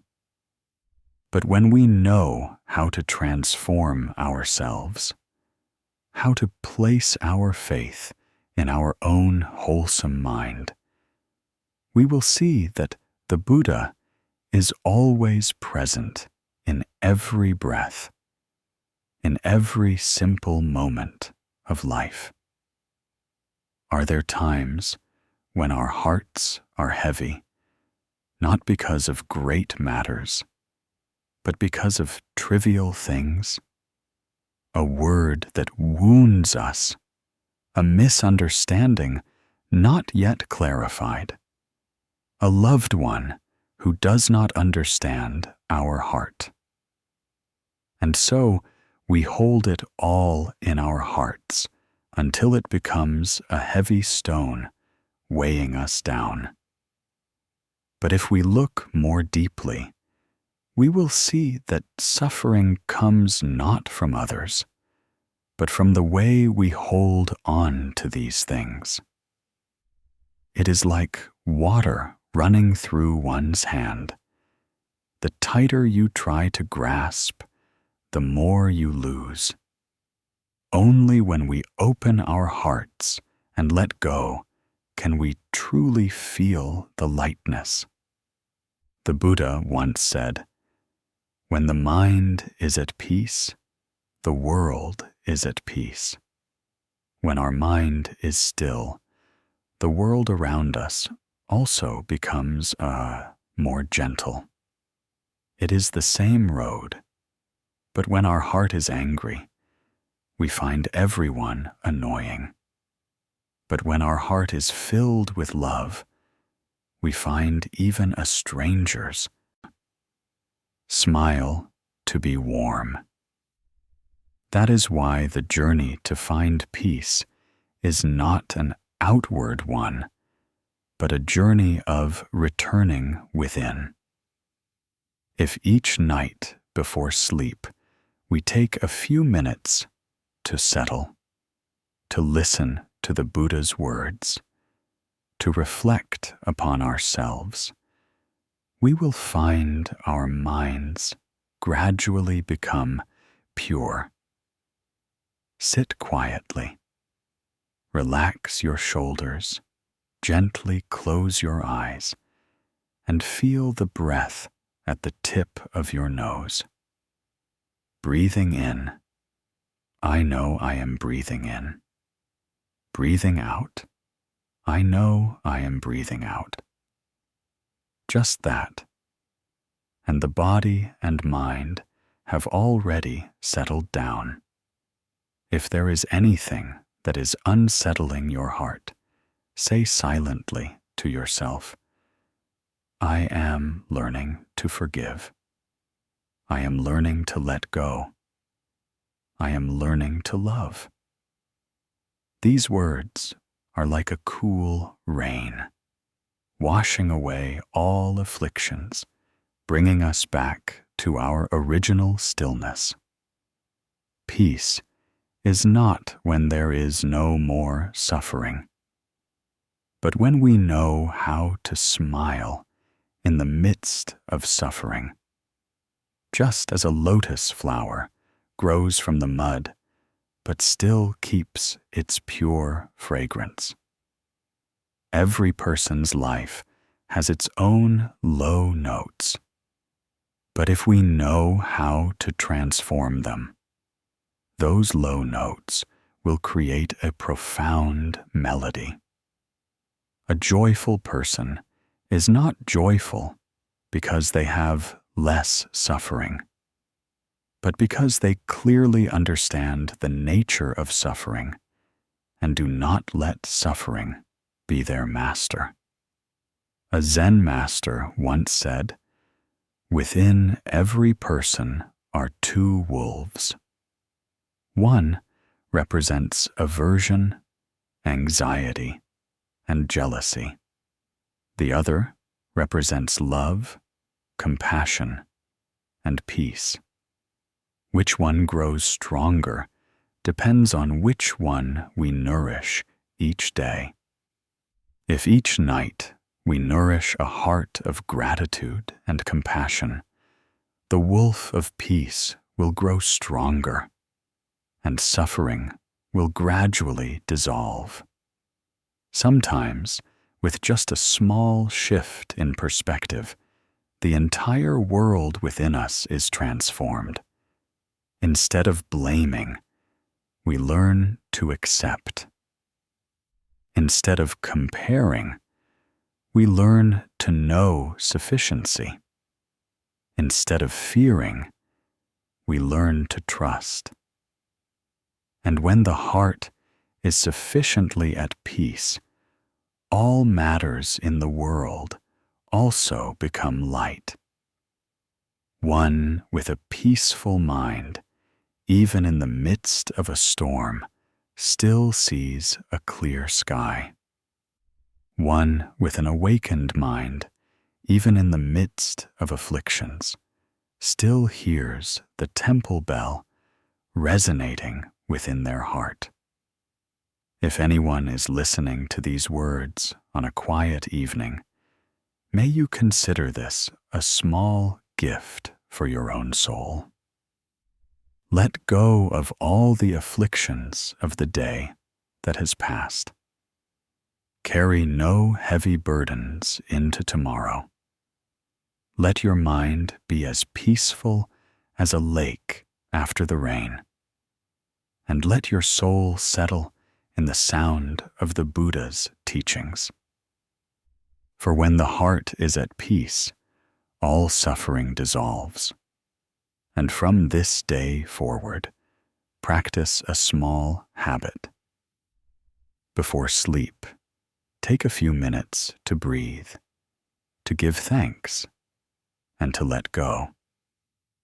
Give thanks for still being alive, for still being able to hear, for still being able to love. Breathe so the mind may return to the present. Let go so that you may walk more lightly tomorrow. That is the simplest miracle the Buddha has shown us. Each night, let your mind be as still as a lake's surface. Listen to the Buddha's words and reflect upon yourself. Suffering dissolves and peace arrives. When we learn to live in this way, then though life may have a myriad of changes, within us there remains a place that is never stirred. It is a place of refuge, of wakefulness, of true happiness. And it is in that place that we understand we need not seek the Buddha far away, for the Buddha is always within our very own minds.